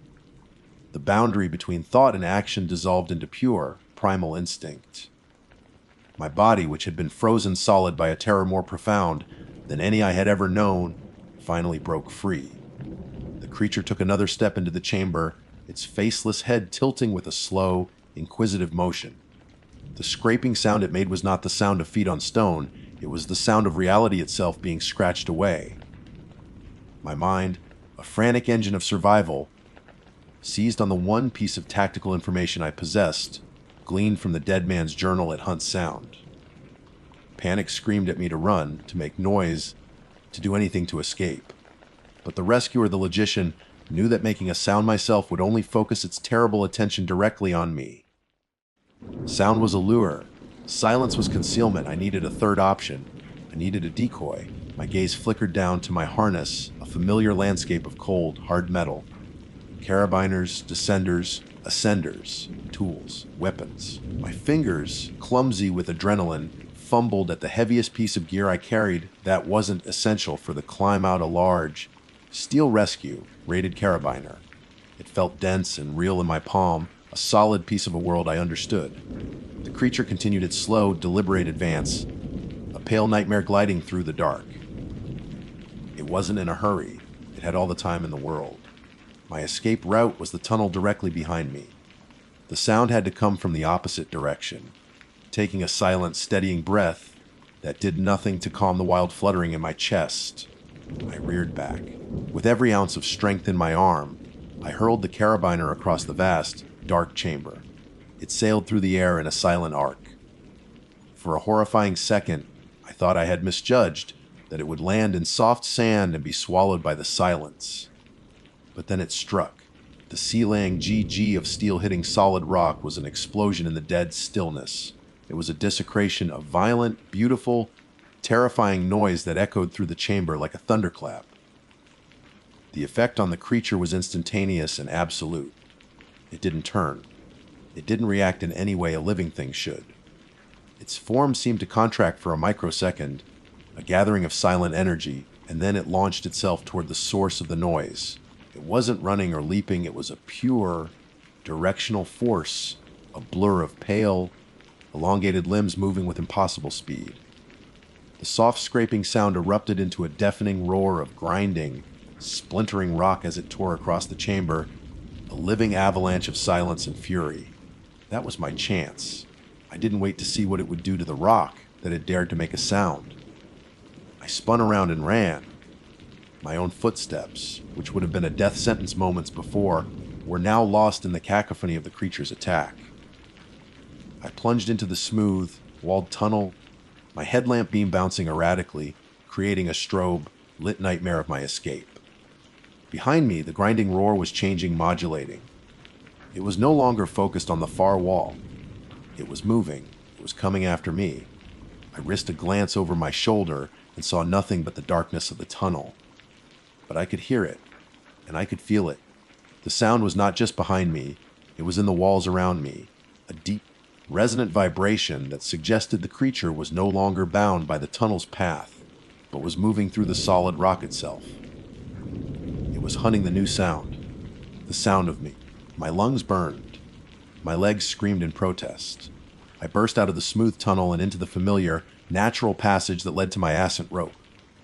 I didn't slow down. I ran to the edge of the vertical shaft and looked down. My static rope hung there, a thin, white lifeline to the world above. I looked back. The grinding was closer now, a sound that shook my teeth in my skull. There was no time for finesse. I grabbed the rope, slapped my ascender onto it with a loud, metallic click I instantly regretted, and began to climb. It was a frantic, desperate scramble, fueled by pure terror. My carefully honed climbing techniques vanished, replaced by a primal need for height. Hand over hand, I hauled myself upward, my gear scraping against the rock, each sound a fresh invitation to the horror below. I dared to look down. For a moment, there was only blackness. Then, the beam of my headlamp caught it, a distortion in the dark. Finch's words echoed in my mind, a patch of darkness that is somehow darker than the rest. It was rising up the shaft, not climbing the rope, but simply ascending. A column of absolute void. The the grinding sound emanating from its core. My arms turned to lead. My breath came in ragged, sobbing gasps. Every muscle fiber was on fire. The top of the shaft was just feet away, a jagged lip of rock that represented the final barrier to the fissure and the surface. I could feel the change in air pressure, the faint hint of the cool night. I was almost there. I reached up with one hand, my fingers finding a purchase on the ledge. As I prepared to haul my exhausted body over the top, the grinding sound stopped directly beneath me. The sudden, absolute silence was more terrifying than the noise had been. And then a pale bone, white limb, impossibly long, shot up from the darkness. It wrapped around my ankle. The cold was an agony I have no words to describe. It wasn't the cold of ice or metal. It was a deadening cold, a cold that leached the life and heat from me in an instant. It burned and froze at the same time, and a horrifying numbness spread up my leg. I screamed, a raw, guttural sound of pure terror. With my free foot, I kicked downward, striking the limb. It felt like kicking a marble statue. I kicked again and again, desperation giving me a final burst of strength. There was a sickening wet pop sound, and a searing pain shot through my captured leg. But I was free. I didn't look back. I scrambled over the ledge, crawling on my hands and knees into the narrow fissure, pushing myself forward, scraping my body raw on the rock. I saw a patch of deep indigo dotted with silver. The night sky. I burst out of the crack in the earth and tumbled onto the desert floor, gasping the sweet, clean air of the living world. The sound of crickets chirping was a symphony. The gentle breeze was a caress.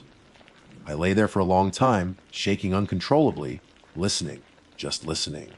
Eventually, I pushed myself up and looked at my ankle. Encircling it was a perfect, hand-shaped band of flesh that was waxy, dead white, as if it had been flash frozen. It was utterly numb to the touch. A brand. A souvenir from the silent labyrinth. I made it back to the station before dawn. I wrote my report. I presented the journal. They ordered a full geological survey, a psychological evaluation for me. They will find nothing. They will seal the fissure with concrete and steel, believing they are containing a geological anomaly. They will say I suffered a hallucination brought on by stress and nitrogen narcosis. But I know the truth. I carry it on my leg every day. And I know that deep beneath the earth, in a place that should not be, a living silence is waiting. It has tasted the world above. It has learned a new sound, the frantic, desperate sound of a human heart. And it knows, with a patience as old as the rock itself, that sooner or later, someone will always come knocking.